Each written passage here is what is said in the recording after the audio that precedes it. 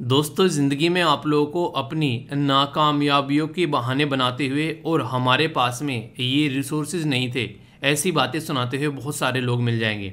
पर लेकिन ऐसे लोग जिनके पास में कोई रिसोर्सेज नहीं है और उसके बाद भी उन्होंने दिल में जो आया उसको जी जान लगा कर दिया, अपना रोम रोम जो है उसमें डाल दिया।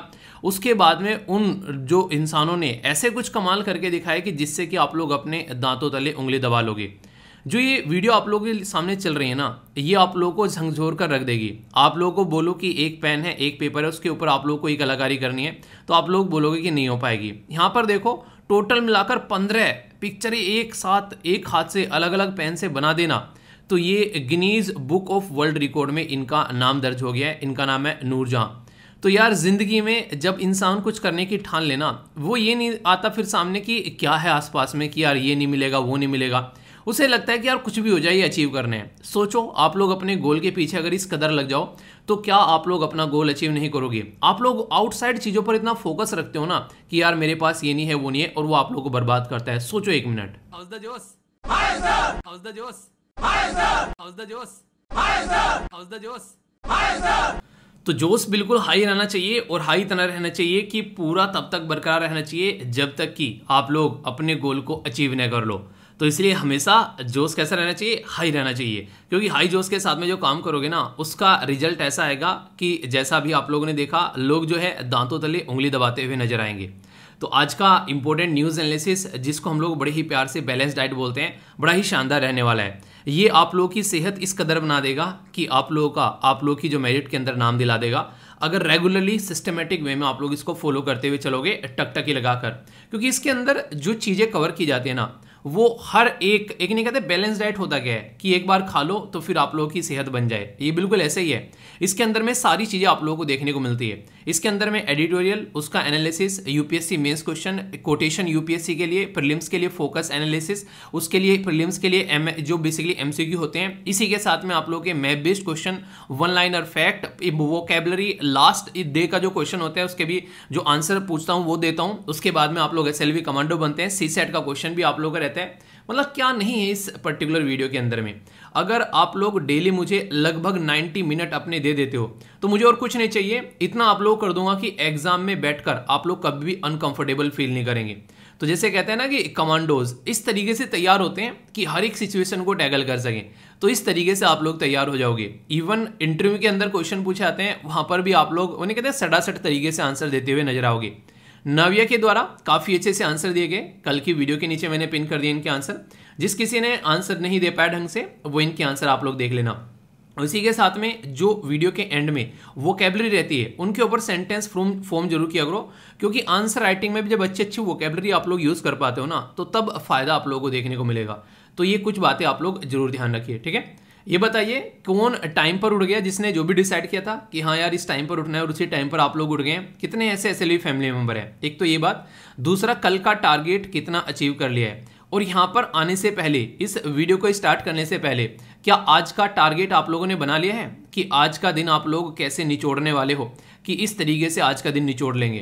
क्या ऐसा कुछ आप लोगों के सामने प्लानर है कि हाँ आज का टाइम टेबल क्या है? अगर हाँ तो नीचे बताओ कमेंट बॉक्स में, और अगर ना तो फिर उसको जरूर तैयार करो, क्योंकि दिन ऐसे जाएगा जैसे सुना होगा ना, गधे के सर पे से सींग चले गए, पता भी नहीं चलेगा। तो इसलिए हमेशा एक एक दिन को निचोड़ना है, तो आप लोगों के पास में एक प्लानर होना चाहिए, और वो प्लानर आप लोगों को गाइड करेगा कि अच्छा अब ये काम कर लिया, अब ऐसा है कि फोन में लगने की जरूरत नहीं है, अब ऐसा है टाइम पास करने की जरूरत नहीं है, अब इस काम पर लग जाओ। और इस तरीके से जब आप लोग काम कर शाम को बैठोगे ना, तो भाई साहब बिस्तर पर पड़कर जो नींद आएगी उसका आनंद बहुत कम लोगों को मिलता है। कि बिस्तर पर जाओ, 5-10 सेकंड के अंदर इंसान को पता ही नहीं है वो कहाँ चला गया। तो ये होती है रियलिटी में अच्छे वाली नींद, जो अक्सर लोग तरसते हैं आज की डेट में। तो हमेशा कोशिश करो, इतना मेहनत करो जिंदगी में कि शाम को जब बिस्तर पर जाओ तो लगे कि यार हाँ आज का दिन जो है वो जिया है यार, ठीक है, वो भी जोश के साथ में। तो ये बात आप लोग ध्यान रखिएगा। बड़ी शानदार बात बोली गई है इलोन मस्क साहब के द्वारा, और ये आप लोग अपनी ज़िंदगी में जरूर इंप्लीमेंट करिएगा, तो इससे आप लोग कभी भी परेशानी फील नहीं करेंगे। एक तो पेरेंट्स के ऊपर हमेशा डिपेंडेंसी रखना कि यार जो भी प्रॉब्लम है पेरेंट्स आप लोग ये प्रॉब्लम सोल्व करेंगे, ये मत सोचा करो। थोड़ा सोचो, आप लोग वेस्टर्न वर्ल्ड में अगर जाओगे, जैसे यूरोप हो गया, यूएसए हो गया, वहाँ पर बच्चे को ना, मतलब ऐसा मानो कि आप लोग 15 से 18 साल के बीच में छोड़ देते हैं वो, कि अब करो, कमाओ, खाओ और एंजॉय करो। और हमारे यहाँ पर बच्चा जो है 30, 35, 40 साल तक भी जो माँ बाप के ऊपर डिपेंडेंट रहता है। क्यों? क्योंकि हमारे यहाँ पर कल्चर ऐसा है, हम लोग प्यार में बोलो या फिर कैसे भी, कहीं ना कहीं बच्चों को उस लेवल पर उनको रेस्पॉन्सिबिलिटी फील नहीं कराते हैं जिस लेवल पर उनको होनी चाहिए। ये यहाँ पर ऐसी चीज़ें हैं कि आप लोग मतलब एक तरीके से कहने के लिए तो ये प्यार हो जाता है बच्चों के लिए, पर कहीं ना कहीं वो बच्चों को कहीं ना कहीं हम लोग नहीं बोलते कि बच्चों को थोड़ा सा टाइट करना चाहिए, जिससे क्या होगा उनको फील होगा कि जिंदगी में माँ बाप के ऊपर डिपेंडेंट नहीं रहना है। ठीक है, क्योंकि माँ बाप जो है यार उन्होंने अपने लिए कमाया है, अपनी जिंदगी अच्छे से एंजॉय की है, आप लोगों के बचपन में आप लोगों को पढ़ा दिया, मोर देन सफिशिएंट है। बहुत सारे ऐसे लगते हैं माँ बाप ने जो कमाया है सोचते हैं हमारे लिए ही तो कमाया है। अरे यार वो अपनी जिंदगी जी रहे हैं, क्या उन्होंने अपने बुढ़ापे के लिए अपने हिसाब से कमाया होगा? आप लोग उसके ऊपर डिपेंडेंट, उसके ऊपर नजर गड़ाए बैठे हो, तो ये बिल्कुल ही एक घटिया तरीके की सोच होती है। हमेशा ये सोचो कि ना तो माँ बाप के ऊपर डिपेंडेंट रहना है और ना ही अपने बच्चों के ऊपर डिपेंडेंट रहना है। अगर जो भी आप लोगों के साथ में हो वो कंफर्टेबल फील करे कि हाँ, उसको ये ना लगे कि यार ये इंसान का बोझ मुझे उठाना है, एक ऐसी जिंदगी जीने की कोशिश करो। क्योंकि अगर आप लोग सोच रहे हो कि बच्चे जो माँ बाप जो है वो आप लोगों का इमरजेंसी फंड है और बच्चे आप लोगों का रिटायरमेंट फंड है, तो ये बिल्कुल गलत बात है। आप लोग अपने आप को इतना कैपेबल बनाओ कि माँ बाप भी साथ में रहे तो उनको लगे कि यार हमारे साथ में कोई है, और बच्चे भी साथ में रहे तो उनको लगे कि वाह यार ऐसा है हमारा, ऐसे हैं हमारे पेरेंट्स, यानी कि प्रॉब्लम में उनके साथ आप लोग खड़े हो सको। इतना रखो ना कि उनके ऊपर डिपेंडेंट हो गए और उनका बोझ बन जाओ। ये अगर अभी से ही आप लोग काम करने स्टार्ट करोगे तभी जाकर आप लोग इस मुकाम पर पहुंचोगे। आई होप कि मेरी जो बात है वो आप लोगों के पल्ले पड़ रही होगी, और ये तभी हो पाएगा जब अभी से ही अपनी ज़िंदगी की आप लोग को एक प्रॉपर सिस्टमेटिक प्लानिंग करना स्टार्ट करोगे। अगर इसको इग्नोर करते रहोगे तो ये चीज़ जो है आप लोग नहीं अचीव कर पाओगे। आई होप कि आप लोग समझ रहे होंगे इसको, और ये चीज़ अभी से ही सोचो इन चीज़ों को कि आगे कैसे चाहते हैं कि 1 साल में ज़िंदगी कैसी हो, 5 साल में ज़िंदगी कैसी हो, 10 साल में अपनी ज़िंदगी को कहाँ देखना चाहते हो। और इसी के साथ में एक चीज़ हमेशा ध्यान रखिएगा, आप लोग कभी भी देर नहीं होती है। आज से अगर स्टार्ट करोगे ना, अभी भी इतना मोर देन सफिशिएंट टाइम है, अगर ढंग से यूटिलाइज करोगे ना तो बहुत टाइम है यार। ठीक है, त्योहार सारे सेलिब्रेट हो गए आप लोग, अब बैक टू द पवेलियन आ जाइए। अब बेसिकली इन चीज़ों को आगे, हालांकि पता है कि आगे छठ पूजा आएगी, पर लेकिन यार थोड़ा सा आप लोग सेलिब्रेट करते रहो चीज़ों को, जितना भी आप लोगों का बेसिकली सेलिब्रेट करना होता है, पर अपना मिनिमम स्टडी टाइम उसमें जरूर निकालो, वो आप लोगों का जरूर होना चाहिए। डेली नहाने, खाने, धोने, पीने, लोगों से बात करने का टाइम निकालते हो ना, चाहे कुछ भी हो जाए। ऐसा होता है किस दिन यार आज तो सोना भूल गए, हुआ है आज तक यार, आज तो खाना तो खैर भूल जाता हूँ मैं, क्या मेरी मम्मी भूल जाती है कई बार। मम्मी क्या करते हैं, से नहीं काम कर रही है घर का, तो अरे मेरे तो खाने याद नहीं रहा आज मम्मी अक्सर करती हैं, आप लोगों ने घर में देखा होगा। ठीक है, ये कई बार होता है ऐसे कि जैसे काम कर रहा हूँ मैं, तो मेरे माइंड से कई बार ये चीज़ें स्लिप हो जाती हैं। बेसिकली कई बार नहीं, चीज़ें पेरेंट्स से भी आती हैं आप लोगों के अंदर में, तो ये चीज़ें तो होती है। पर लेकिन सोना आज तक नहीं भूला ये नहीं होगा कि यार सोना भूल गए। हाँ, काम में बहुत ज़्यादा लगे हुए, थोड़ा लेट हो जाता है कई बार, तो वो हो सकता है, पर लेकिन सोना ऐसे नहीं कि भूल गए सोना। तो ये चीज़ें हमेशा ध्यान रखो, जिंदगी में अपनी ज़िंदगी को सही डायरेक्शन देकर चलनी है, तो कुछ बातें आप लोगों को ध्यान रखनी पड़ेगी। ठीक है, तो जोश हाई रखना है, और फीडबैक जरूर दिया करो, जैसा भी आप लोगों को लेक्चर लगता है, अच्छा या बुरा 1 सेकंड लगती है बता दिया करो। ठीक है, कि हाँ सर ये दिक्कतें हैं और उसको इस तरीके से इंप्रूव करना है। आगे चलते हैं, यहाँ पर इंपॉर्टेंट पर्सनैलिटी हैं, इनको अभी यहाँ पर एक प्राइज मिला है किताब से रिलेटेड, और ये श्रीलंका के हैं, इतना बता देता हूँ। अब इनका नाम क्या है वो आप लोगों को बताना है, न्यूज़ में है, और ऐसे क्वेश्चन अक्सर आप लोगों से पूछ लिए जाते हैं, तो कन्फ्यूजन नहीं होना चाहिए। और एजुकेशन के बारे में कुछ लिखने के लिए आए, अंडरस्टैंडिंग के बारे में कुछ लिखने के लिए आए एथिक्स के अंदर में, तो आप लोग इस बात को जरूर ध्यान रखिएगा। ये आइंस्टीन साहब के द्वारा बोली गई है। बोला गया कि if you can't explain it to a 6 year old you don't understand it yourself. यानी कि जो भी आप लोग यहाँ से पढ़ते हैं ना, मैं आप लोगों को पढ़ाता हूँ, उसको इस तरीके से पढ़ो कि आप लोग किसी बच्चे को भी अगर पढ़ाने लगो तो आप लोग उसको एक्सप्लेन कर सको कि ये चीज़ ऐसी होती है। तो यानी कि अपने काम को इस लेवल पर जाकर आप लोगों को तैयार करना है, वरना चीज़ें क्या होगी, वरना चीज़ें ऐसी होंगी कि आप लोग बस ऐसा लगेगा कि हाँ सुन तो लिया है पर लेकिन कुछ भी याद नहीं है। तो वो वाला जोन आप लोगों का नहीं होना चाहिए। जो पढ़ लिया है, जो सुन लिया है, वो फोटोजेनिक मेमोरी हो गया, और वो तब होगा जब 100% आप लोग उसके अंदर घुसकर काम को करोगे।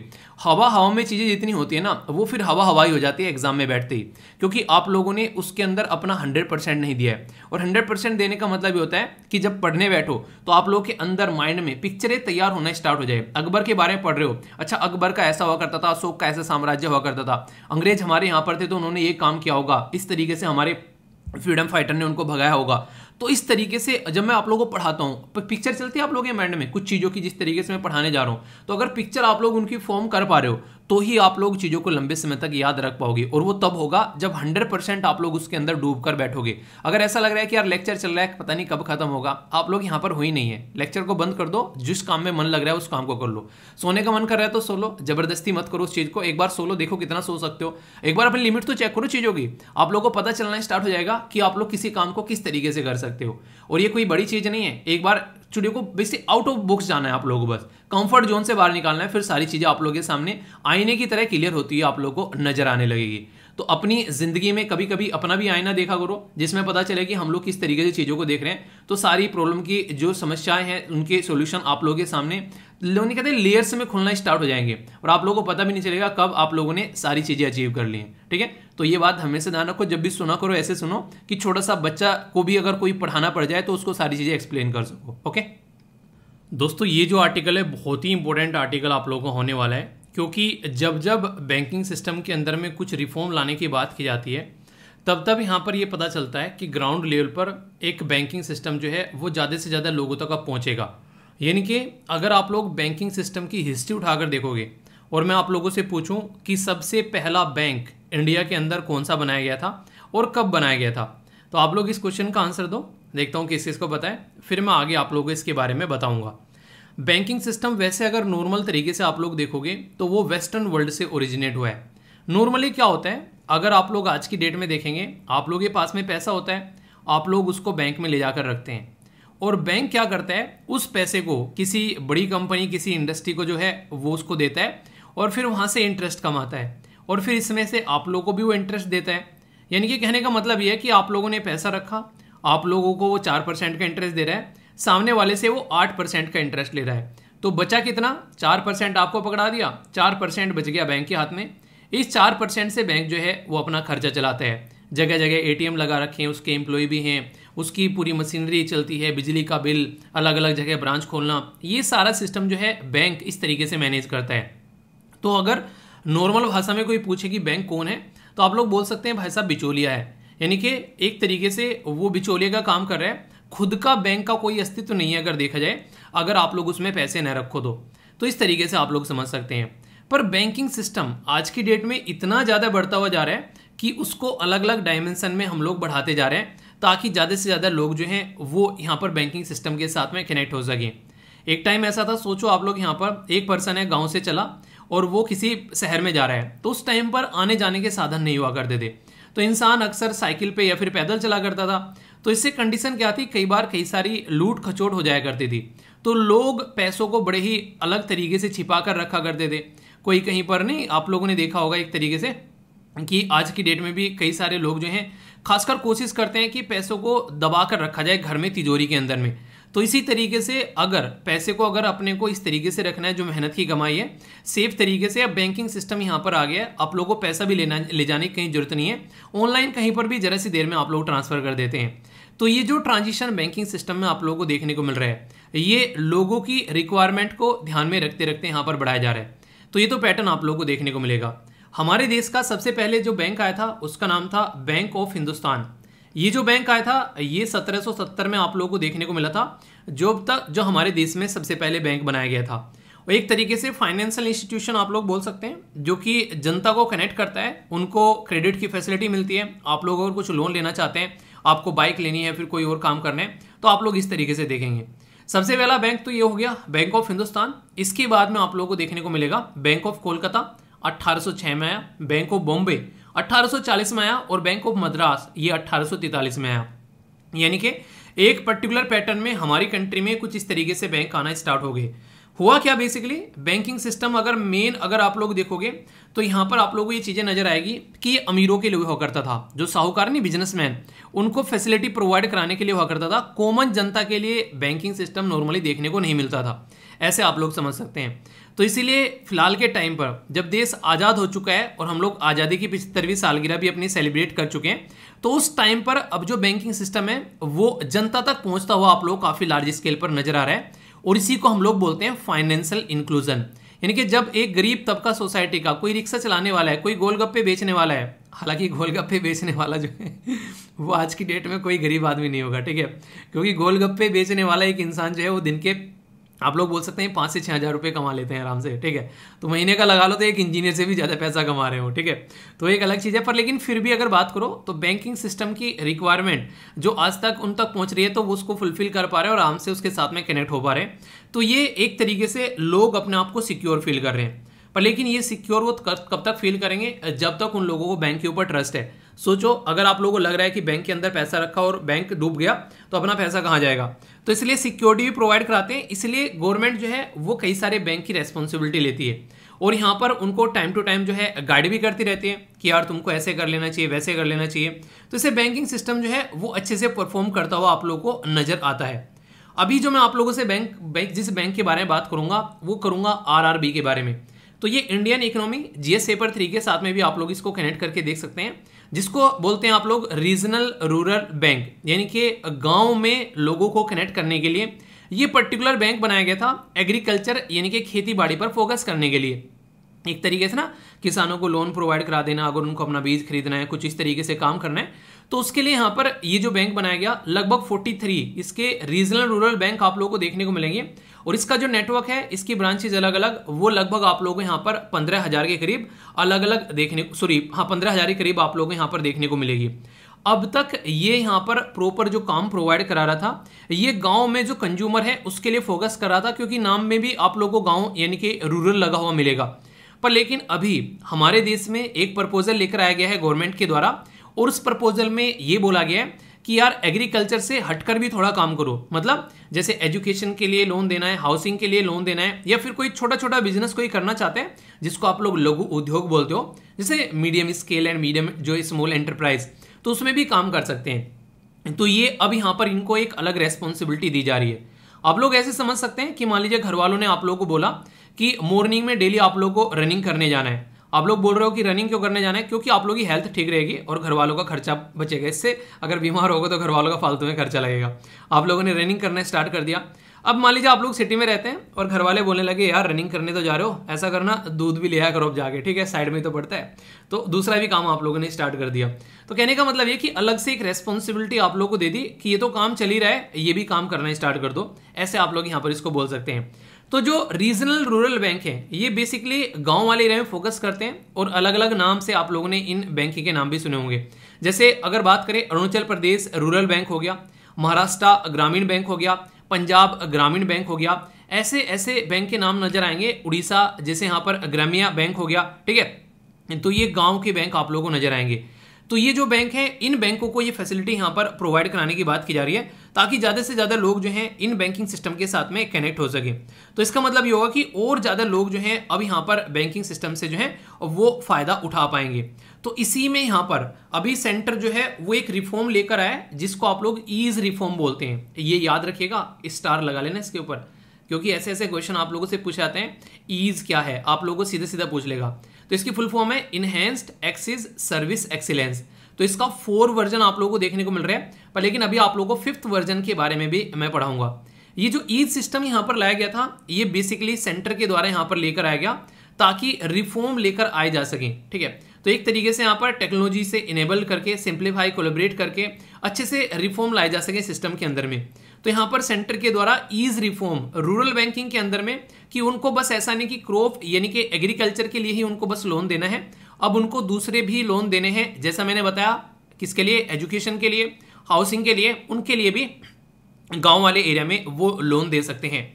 अब इंटरेस्टिंग चीज यहाँ पर ये है, अगर बात करें सेंटर के द्वारा यहाँ पर एक तरीके से जो गारंटी लिमिट है एजुकेशन लोन की, वो पहले लगभग 7.5 लाख हुआ करती थी, अब उसको बढ़ाकर इनके द्वारा 10 लाख कर दी गई है, यानी कि और अच्छे से यहाँ पर सपोर्ट प्रोवाइड कराया जा सकता है। तो ये जो बैंकिंग सिस्टम है इसका सिग्निफिकेंस क्या है, अगर आप लोग बात करें कि हाँ बैंकिंग सिस्टम यार लेकर आ रहे हैं तो क्या क्या फायदा है, ये सिस्टम इंप्लीमेंट कर रहे हैं उससे क्या क्या फायदा है, तो कई सारे फायदे आप लोगों को देखने को मिलेंगे। गांव-गांव में, दूर दराज वाले एरिया में कई सारे एरिया ऐसे हैं जहां पर आज की डेट में भी बैंक देखने को नहीं मिलता है। मेरे गांव में बैंक भी है और मेरे गांव में एटीएम भी है। क्या आप लोगों के गांव में बैंक और एटीएम है तो बताना। कईयों के गांव में बैंक होगा पर लेकिन एटीएम नहीं होगा, पर अभी ये चीजें आगे बढ़ रही हैं। तो ये अच्छा है कि हाँ दूर दराज एरिया में यहाँ पर ये सिस्टम पहुंच रहा है। तो इससे क्या हो रहा है, एक तो यहाँ पर फायदा ये हो रहा है कि जो आरआरबी है वो एक्सपेंड कर रहे हैं, यानी कि पॉइंट नंबर 1 कि आरआरबी जो है वो ग्राउंड लेवल पर काफ़ी लार्ज स्केल पर एक्सपेंड कर रहे हैं, जिससे लोगों को काफ़ी सारी फैसिलिटी यहाँ पर मिल पा रही है। अगर उनको बिजनेस भी कर रहे हैं तो पास वाले टाउन में जाकर लोन ले लेना है, अपने गाँव से ही वो लोन यहाँ पर ले सकते हैं। दूसरा यहाँ पर इंपॉर्टेंट एरिया ये हो गया कि अब तक एग्रीकल्चर था, अब एजुकेशन, हाउसिंग और माइक्रो फाइनेंसिंग के बारे में बात की जा रही है, तो वो भी यहाँ पर प्रोवाइड करा सकेंगे, तो इससे भी और अच्छी फैसिलिटी यहाँ पर मिलने वाली है। तीसरी बात क्या लिख सकते हैं कि एक क्रेडिट जो है वो आसानी से मिलेगा, तो ईज ऑफ क्रेडिट आप लोग बोल सकते हैं कि इस इंसान को क्रेडिट की फैसिलिटी काफ़ी आसानी से मिल जाएगी। चौथा जो सबसे इंपॉर्टेंट है यहाँ पर वो ये है, जब एक इंसान मार्केट में कुछ बेचना स्टार्ट कर देता है, वो मजे लेता है तब तक कि उसके बराबर में कोई दूसरा आकर खड़ा ना हो जाए। तो कंपटीशन होगा तो दूसरे बैंक भी इस पर और ज़्यादा फोकस देना स्टार्ट करेंगे, तो ये अच्छा एरिया है। और पॉइंट नंबर 5 जो सबसे इंपॉर्टेंट आप लोगों को देखने को मिल रहा है, जिसकी वजह से ये लेक्चर भी आप लोगों तक पहुंच रहा है, वो है बेसिकली क्या, इंटरनेट और डिजिटलाइजेशन। तो ये एक ऐसी फैसिलिटी है जिसके बेस पर आप लोगों के साथ में काफ़ी सारी चीज़ें अच्छे से कनेक्ट हो पाती हैं।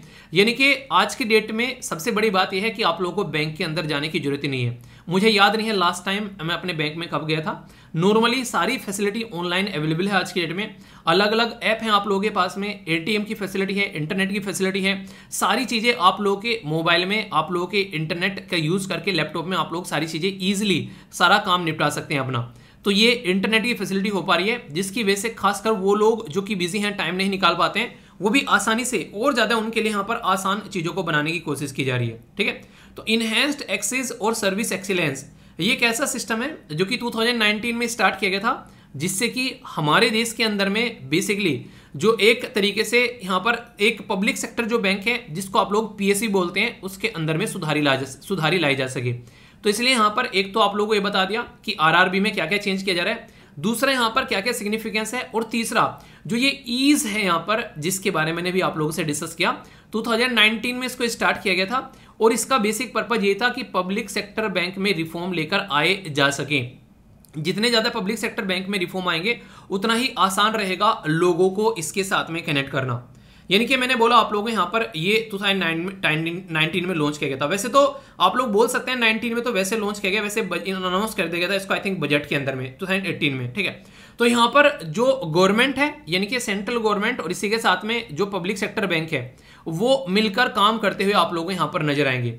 और इसमें सबसे बड़ी बात यह है कि एक तरीके से ये एक पैटर्न में चला। जैसे सबसे पहले जब ईज 1 आया तो उसमें यह फोकस किया गया कि एनपीए यानी कि जो नॉन परफॉर्मिंग एसेट होती है, नॉन परफॉर्मिंग एसेट क्या होती है, आप बैंक से लोन लेकर आए और आप लोग किसी प्रॉब्लम में फंस गए, बैंक का लोन जो है वो रिटर्न नहीं कर पाए, किसी ऐसी दिक्कत में फंस गया, पता गांव में बाढ़ आ गई, तो यहाँ पर वो इंसान अब लोन रिटर्न ही नहीं कर पा रहा है, तो यहाँ पर फिर आगे चलकर एक टाइम ड्यूरेशन देने के बाद में उसको एनपीए में डाल देते हैं कि अब ये आने वाला है ही नहीं है यहाँ से। यानी कि जब इंसान को लगे कि यहाँ पर इंटरेस्ट यहाँ पर पता चल रहा है कि यहाँ पर अब ये पूरा एक तरीके से मूल भी नहीं आएगा, यानी कि जो बेस है वो भी नहीं आने वाला है, तो ये एनपीए बन जाएगा।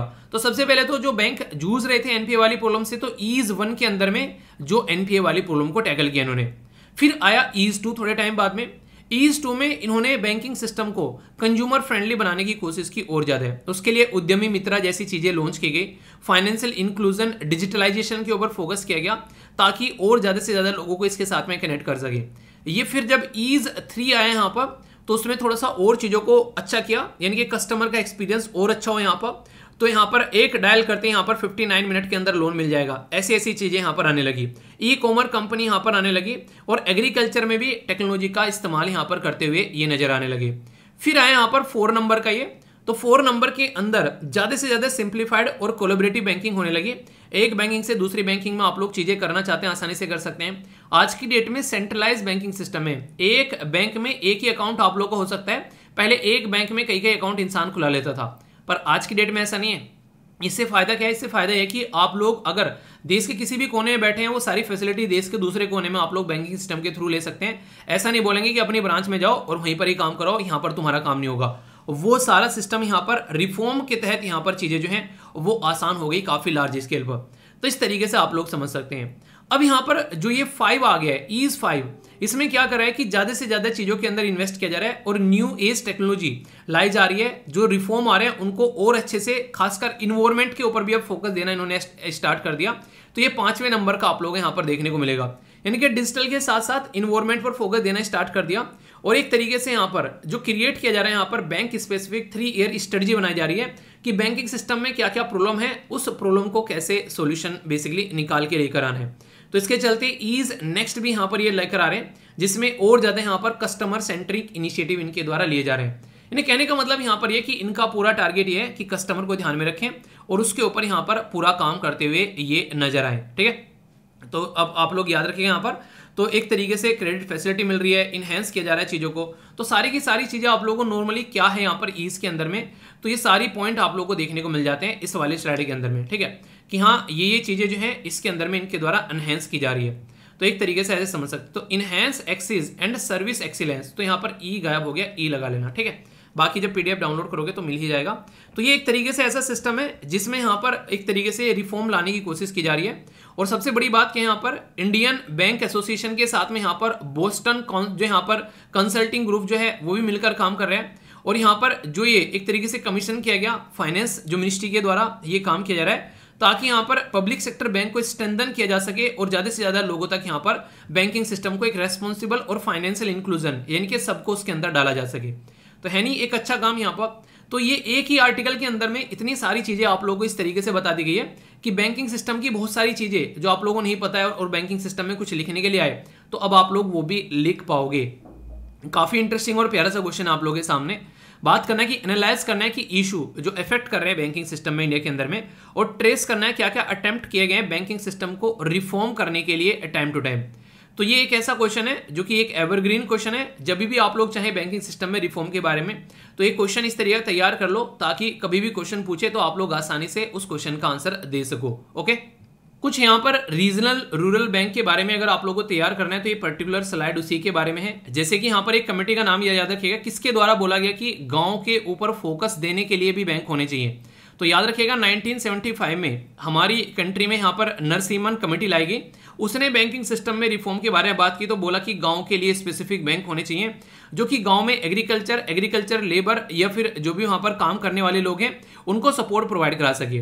पर लेकिन गोवा और सिक्किम दो ऐसे स्टेट हैं जहां पर लगा नहीं कि यहाँ पर इनकी रिक्वायरमेंट है, तो वहां पर नॉर्मली देखने को नहीं मिले। रीजनल रूरल बैंक 1976 में एक कानून लाया गया, उसके हिसाब से इनको इंप्लीमेंट किया गया। 50% से ज्यादा कैपिटल जो है वो सेंट्रल गवर्नमेंट देती है, 15% स्टेट गवर्नमेंट और 35% जो बैंक स्पॉन्सर करता है कि हाँ मैं यहाँ पर रीजनल रूरल बैंक में एंट्री कर रहा हूँ वो यहाँ पर देता है। इसीलिए आप लोग बोल सकते हैं कि जब सेंट्रल गवर्नमेंट ने 50% यहाँ पर कैपिटल प्रोवाइड करा दिया तो अपने हिसाब से वो बोल सकता है कि भाई साहब तुमको यहाँ पे काम करना है, अगर यहाँ पे काम नहीं करोगे तो हम तुम्हारी जो है खटिया खड़ी कर देंगे। तो ये सिस्टम आप लोगों को देखने को मिलेगा, इसलिए यहाँ पर इनको उनके हिसाब से काम भी करना पड़ता है। ये फीचर है यहाँ पर एक तरीके से यहाँ पर एक पर्टिकुलर रीजन में, डिस्ट्रिक्ट में, स्टेट में आप लोगों को देखने को मिलते हैं।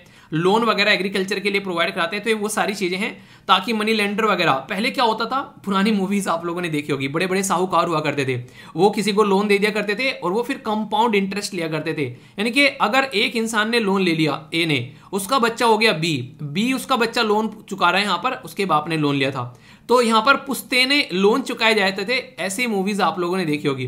तो इन सब चीजों को रोकने के लिए यहाँ पर ज्यादा से ज्यादा बैंकिंग सिस्टम को लाया जाएगा ताकि इन चीजों को रोका जा सके, कम से कम आज के टाइम में तो रोक सके जब आजादी की 75वीं सालगिरह हम लोग सेलिब्रेट कर रहे हैं। ठीक है, तो ये काफी इंपॉर्टेंट है इस तरीके से टॉपिक को तैयार करना है कि ये एक अलग से टॉपिक भी रीजनल रूरल बैंक का आप लोगों से पूछे कोई तो बैंकिंग सिस्टम में एक अच्छा टॉपिक आप लोगों का ये तैयार हो जाता है। ठीक है, इंटरेस्टिंग क्वेश्चन यूपीएससी ने पूछ लिया यहाँ पर। आप लोगों को क्या लगता है इस टॉपिक से क्वेश्चन नहीं आते हैं? ऐसे क्वेश्चन आप लोगों से फ्रीक्वेंटली पूछे जाते हैं। ठीक है, और जिस भी पेपर में क्वेश्चन पूछा हो गया तो लास्ट वो क्वेश्चन था इनके 100वां क्वेश्चन तो बड़ा ही प्यारा सा क्वेश्चन पूछा गया। बोला जा रहा है कि जो ग्रांट जो यहाँ पर दिया जाता है, जो ग्रांट या असिस्टेंट दिया जाता है गांव वाले एरिया में, तो किसके द्वारा यहाँ पर दिया जाता है? रीजनल रूरल बैंक के द्वारा, national bank for agriculture and rural development जिसको नाबार्ड बोलते हैं, इसके द्वारा, या फिर लैंड डेवलपमेंट बैंक्स के द्वारा। तो सही आंसर क्या है? ए में बोला गया 1 2, बी में बोला गया 2, सी में बोला गया 1 3 एंड डी में बोला गया 1 2 एंड 3। अगर थोड़ा सा भी आप लोगों को नाबार्ड के बारे में पता है तो आप लोगों को ये पता होगा कि नाबार्ड जो है वो डायरेक्ट असिस्टेंस प्रोवाइड नहीं कराता है। नाबार्ड जो है वो जो भी इंस्टीट्यूशन होते हैं उनको फाइनेंस करता है, यानी कि डायरेक्ट जनता के साथ में कनेक्ट नहीं रहता है। अगर ये अकेली स्टेटमेंट भी आप लोगों को यहाँ पर पता है तो क्वेश्चन का आंसर देकर आप लोग यहाँ पर निकल जाओगे। यानी कि नाबार्ड जो है वो इंस्टीट्यूशन को सपोर्ट करता है, ना कि डायरेक्ट जनता को। वो एक तरीके से बिचौलिए का काम आप लोग बोल सकते हैं यहाँ पर करता है। ठीक है, तो ये आंसर क्या हो गया, आंसर यहां पर इसका सी हो गया। बड़ा ही प्यारा सा क्वेश्चन डायरेक्ट पूछा जा सकता है, इनहेंस्ड एक्सेस सर्विस एक्सीलेंस यानी कि जो ईज है EASE, ये प्रोग्राम किससे रिलेटेड है? तो आप लोग इसका आंसर दीजिए। डायरेक्ट आप लोगों के लिए हॉस्पिटल से रिलेटेड है, ट्राइबल कम्युनिटी से, पब्लिक सेक्टर बैंक से, या फिर पब्लिक वाईफाई फैसिलिटी से?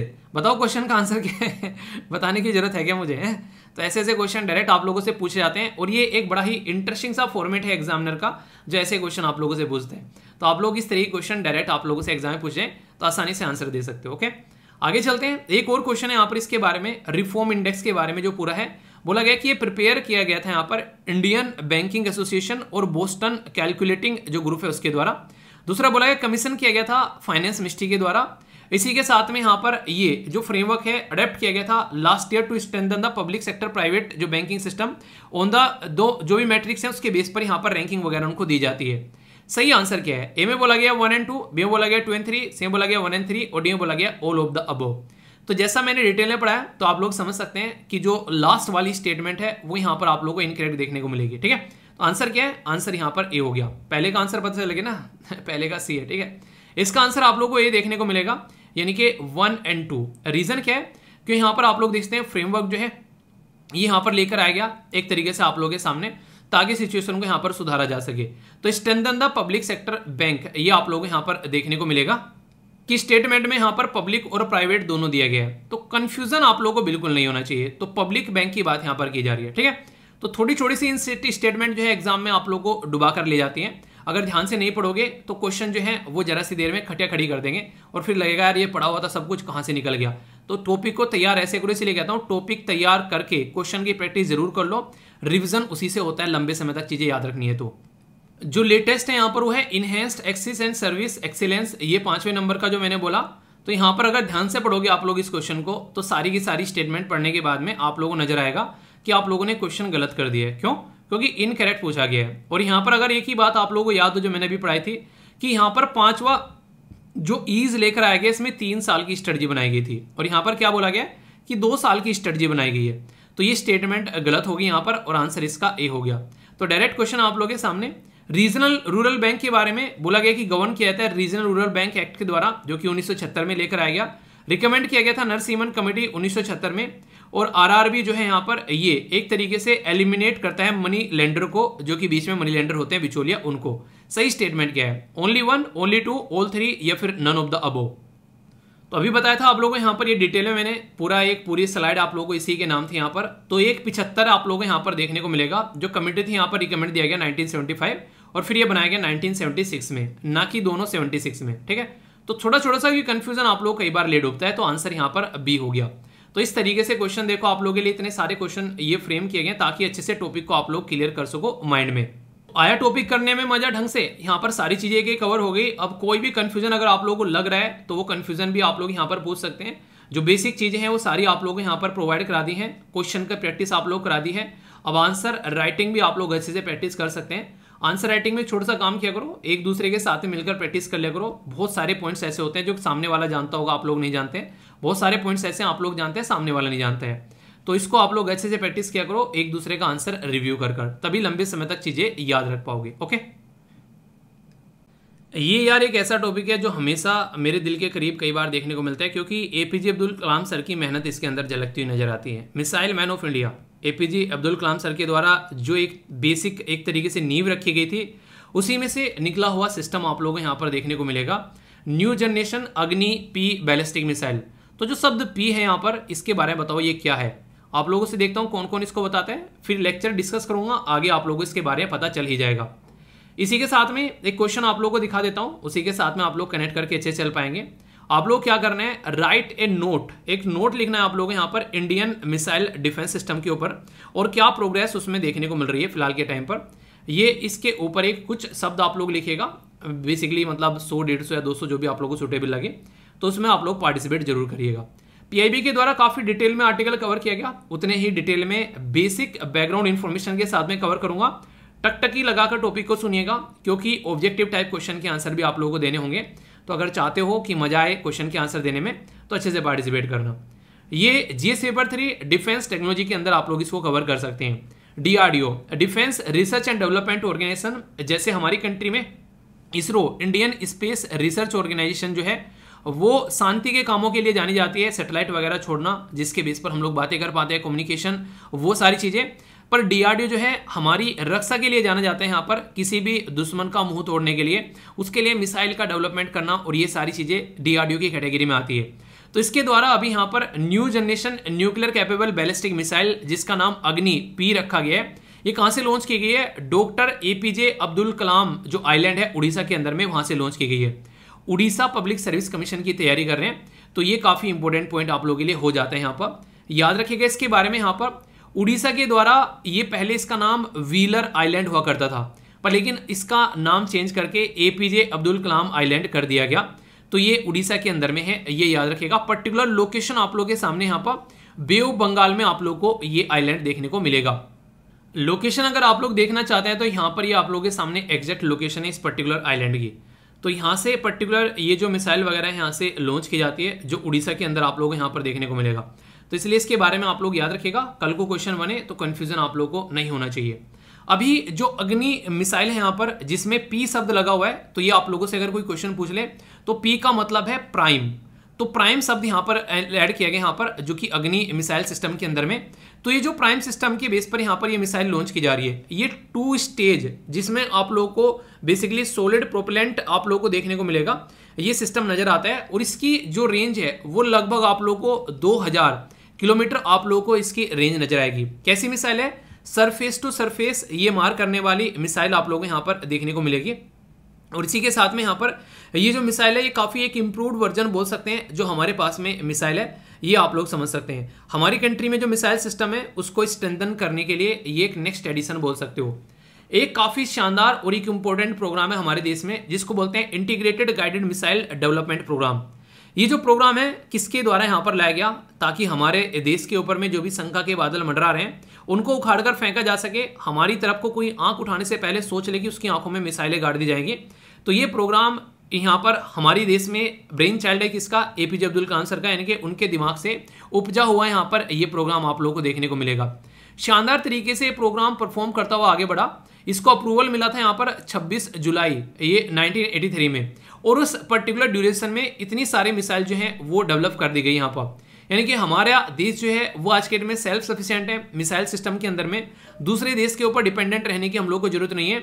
ऐसी भी मिसाइलें हमारे साथ हमारे पास में जो कि एक कॉन्टिनेंट से कॉन्टिनेंट तक मार करने वाली मिसाइल है जिसको आप लोग अग्नि मिसाइल बोलते हो। अग्नि मिसाइल जो है, अग्नि मिसाइल में जो 5 अग्नि मिसाइल है वो एक ऐसी मिसाइल है जो कि 5000 से भी ज्यादा किलोमीटर तक वार करने वाली मिसाइल है, जिसके बेस पर हम लोग अपनी कंट्री को एक सही डायरेक्शन में लेकर चल सकते हैं। तो इस पर्टिकुलर सिस्टम के अंदर क्या डेवलप किया गया? पृथ्वी, ये short range surface to surface ballistic missile है। अग्नि, ये इंटरमीडिएटरी रेंज आप लोगों को देखने को मिलेगी surface to surface. Trishul sir, ये आप लोगों को यहाँ पर short range low level surface to air. इसी के साथ में यहाँ पर आकाश, ये सरफेस टू एयर। और नाग जो है ये एक एंटी टैंक मिसाइल है, ठीक है। तो ये 3rd generation anti tank missile है। कुछ और बातें इसके बारे में अगर आप लोग जानना चाहते हैं तो सारी की सारी यहाँ पर स्लाइड में चीजें लिखी हुई है। अग्नि 1, अग्नि 2, अग्नि 3, अग्नि 4, अग्नि 5, अभी अग्नि प्राइम आ गई आप लोगों के सामने, और अग्नि 6 जो है वो अभी यहाँ पर हम लोग उसमें प्रोसेसर में लगे हुए हैं, तो इसलिए अंडर डेवलप आप लोगों को यहाँ पर देखने को मिलेगी अग्नि 6। तो इसके बारे में आप लोग याद रखिएगा, काफी इंपोर्टेंट है। अग्नि 6 जो है वो शानदार परफॉर्मेंस आप लोगों को यहाँ पर देती हुई नजर आएगी आने वाले टाइम में। तो ये कुछ ऐसी बेसिक चीजें हैं इसके बारे में जो कि आप लोग हमेशा याद रखिएगा। यहाँ पर आप लोग देख सकते हैं, अगर आप लोग देखेंगे अग्नि जो 6 की रेंज है वो 11 से 12,000 किलोमीटर तक मार करेगी, जबकि 5 की थी 5 से लेकर 8,000 किलोमीटर तक, यानी कि उससे लगभग डबल रेंज की मिसाइल यहाँ पर हम लोग दागने जा रहे हैं जैसे ही ये सिस्टम हमारा कंप्लीट हो जाएगा। और न्यूक्लियर वर्जन वेपन हो गए यहाँ पर एक तरीके से, यानी कि जहां पर पड़ेगा वहां पर हाहाकार मस्ती आप लोगों को नजर आएगी। पृथ्वी, आकाश, नाग, त्रिशूल और यहाँ पर अग्नि, ये टोटल यहाँ पर IGMDP यानी कि इंटीग्रेटेड जो यहाँ पर हमारा ये सिस्टम है गाइडेड मिसाइल डेवलपमेंट प्रोग्राम, जो कि 1983 में स्टार्ट किया गया था। उसके तहत ये सारी चीजें आप लोगों को देखने को मिलती है।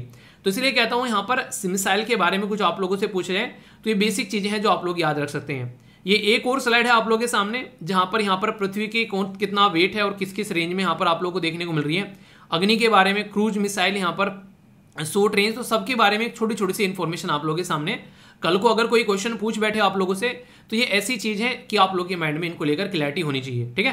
तो मिसाइल सिस्टम में जो डेवलपमेंट आप लोगों के सामने नजर आ रहा है वो इस तरीके से आप लोग यहाँ पर देखने को मिलते हैं। तो कंफ्यूजन होगा तो फिर दिक्कत होगी, और कंफ्यूजन नहीं होगा तो फिर शानदार तरीके से आप लोग आंसर देते हुए नजर आओगे। इसलिए कंफ्यूजन आना बिल्कुल भी नहीं है। एक कुछ और स्लाइड है वैसे अगर देखा जाए तो ये स्लाइड है यहाँ पर, अगर आप लोग देख पाते हैं जैसे इस तरीके से यहाँ पर हमारी कंट्री में क्या क्या रेंज है इस मिसाइल की, तो इस तरीके से आप लोग यहाँ पर देख सकते हैं। तो ये कुछ स्लाइड ऐसी डाल दी जाती है कई बार, जिससे कि आप लोग अच्छे से जब रिवीजन करने बैठो तो आप लोग उसको अंडरस्टैंड कर सको। जब भी पीडीएफ डाउनलोड किया करो तो ये सारी चीजें आप लोगों को रिवीजन करने में फिर काम आएंगी जब रिवीजन करने बैठोगे, ठीक है। तो इनको आप लोग पास में जरूर रखा करो। जितना मैंने आप लोगों को पढ़ाया है अगर उतनी भी इंफॉर्मेशन आप लोग अपने पास में रखोगे तो 2014 में यूपीएससी के द्वारा ये पूछा गया क्वेश्चन, इसका आंसर आप लोग बड़े ही फटाक से दोगे। कैसे? अग्नि 4 के बारे में यहाँ पर पूछी जा रही है। आप लोग कुछ नहीं पता है, बस इतना पता है कि अग्नि 5 हमारे देश में पहली मिसाइल आई जो कि 5000 किलोमीटर से ज्यादा वार करने वाली है। बस ये स्टेटमेंट अगर आप लोगों को मेरी बोली हुई याद है तो यहाँ पर आप लोग देखते हैं इसमें क्या बोला गया है 7500 किलोमीटर। ओनली ये स्टेटमेंट आप लोगों को पता चल गया गलत है, तो इसका मतलब ये गलत होगी, ये गलत होगी, ये गलत होगी। आंसर यहाँ पर ए आ गया। वो पूछ ही नहीं रहा है कि आप लोगों को ये सारी चीजें याद भी होनी चाहिए कि नहीं होनी चाहिए। तो यहाँ पर लिक्विड लिख दिया, आप लोगों को पता ही नहीं, आप लोग साइंटिस्ट थोड़े ना हो लिक्विड है कि सॉलिड है। आप लोग देख लो यहाँ पर जरूरत ही नहीं है इसकी, वैसे सॉलिड है यहाँ पर, ये स्टेटमेंट भी गलत होगी और सरफेस टू सरफेस वार करने वाली मिसाइल होगी। तो इस तरीके के क्वेश्चन अगर आप लोग कॉन्सेप्ट क्लैरिटी के साथ में जाएंगे तो आप लोग क्वेश्चन छूटने वाला ही नहीं है। तो थोड़ा सा आप लोग चीजों को समझा करो और फिर देखा करो, आसानी से आप लोग आंसर करते हुए नजर आओगे। इस क्वेश्चन का आंसर मैं नहीं दूंगा आप लोगों से, ये क्वेश्चन का आंसर मैं चाहूंगा। पृथ्वी जो है उसके बारे में पूछा गया, क्या है? Short range surface to surface, Trishul short range यहाँ पर basically surface to air, Akash intermediatory range surface to surface, और यहाँ पर Nag third generation anti tank बोला गया, ठीक है। तो अब अगर आप लोग एक छोटा सा भी अगर यहाँ पर एक छोटी सी स्टेटमेंट भी अगर आप लोग देखोगे, थोड़ा सा भी कॉमन सेंस आप लोग लगाओगे तो इस क्वेश्चन का आंसर दे दोगे। वो कॉमन सेंस क्या है पहले आप लोग एक बार अटेम्प्ट कर लो। ए में बोला गया ओनली 1 पेयर, बी में बोला गया 2 पेयर, सी में बोला गया ओनली 3 पेयर और डी में बोला गया all of the above pair. Common sense क्यों बोल रहा हूं? आकाश, आकाश का मतलब क्या होगा कि यार धरती पे से ऊपर कोई कुछ फेंका जा रहा होगा आकाश की साइड में, ठीक है। तो यहां पर देखते हैं सरफेस टू सरफेस बोलते हैं यहाँ पर, ये तो आकाश का मतलब तो कुछ एयर में होगा ना, ऊपर को जाएगा। तो यहाँ पर ये सरफेस टू सरफेस है ही नहीं है। यहाँ पर आप लोग एक अकेली स्टेटमेंट अगर ये पता चल गया कहानी खत्म होगी। आप लोग आंसर यहाँ पर सी हो गया।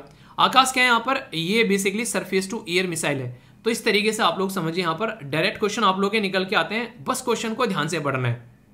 ये एक ऐसा क्वेश्चन है जो कि आप लोगों को पढ़कर काफी सारी बातें बताएगा। और मैं हमेशा एक बात यहाँ पर बोलना चाहूंगा, एक क्वेश्चन अगर कोई ऐसा हो और उसमें 2 स्टेटमेंट ऐसी हो जो कि एक दूसरे के अपोजिट में हो, उन्हीं में से कोई सा आंसर आप लोगों को यहाँ पर देखने को मिलेगा।